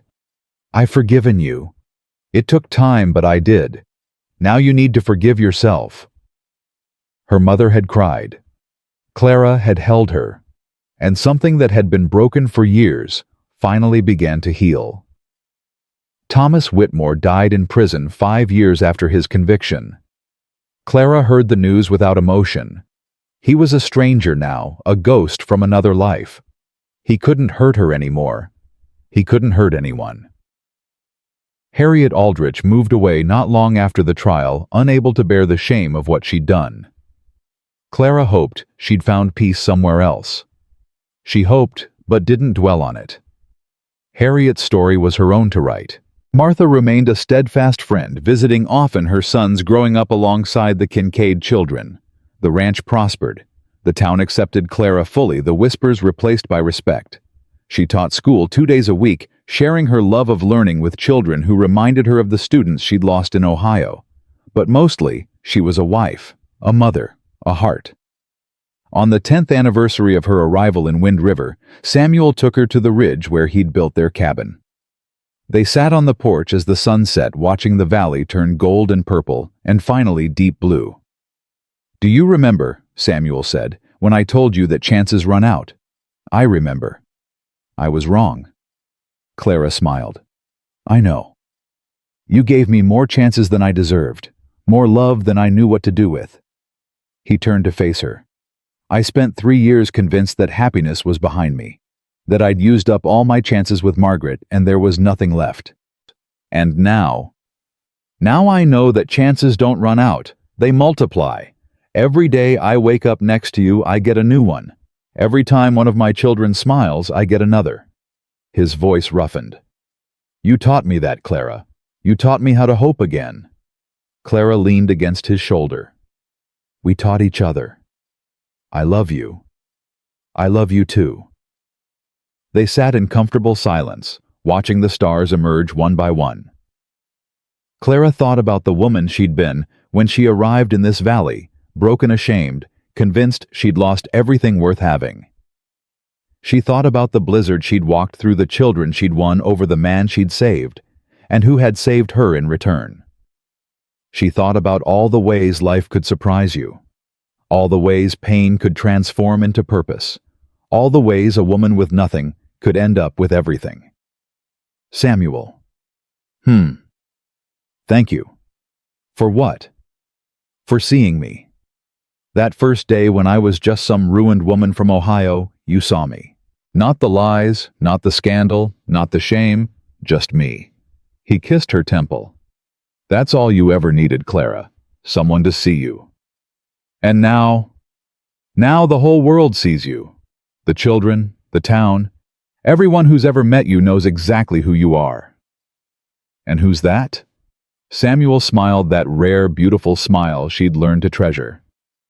"A woman who walked through fire and came out gold. A woman who turned rejection into redemption. A woman who taught a broken man how to love again." Clara's eyes filled with tears. "That's quite a description." "It's just the truth." She kissed him, then, soft and slow, tasting salt and love and forever. When they finally pulled apart, the valley lay dark beneath them, but Clara had never seen anything so clearly. This was her life, her family, her home.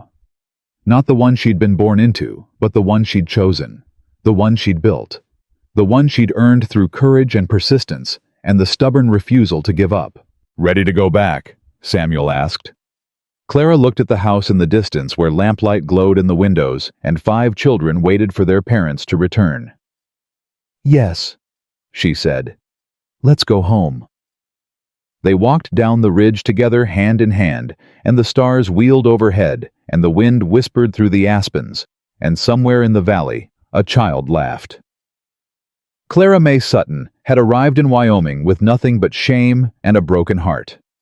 Clara Mae Kincaid walked into her future with everything that mattered, a love that had been tested and proven true, children who called her mother, and a place in the world that no one could ever take away. She had come to this valley lost. She would leave it a legend. But that, as they say, is exactly how the best stories end, not with loss, but with legacy. Not with shame, but with triumph. Not with rejection, but with the unshakable truth that everyone deserves a second chance at love, and the brave ones take it.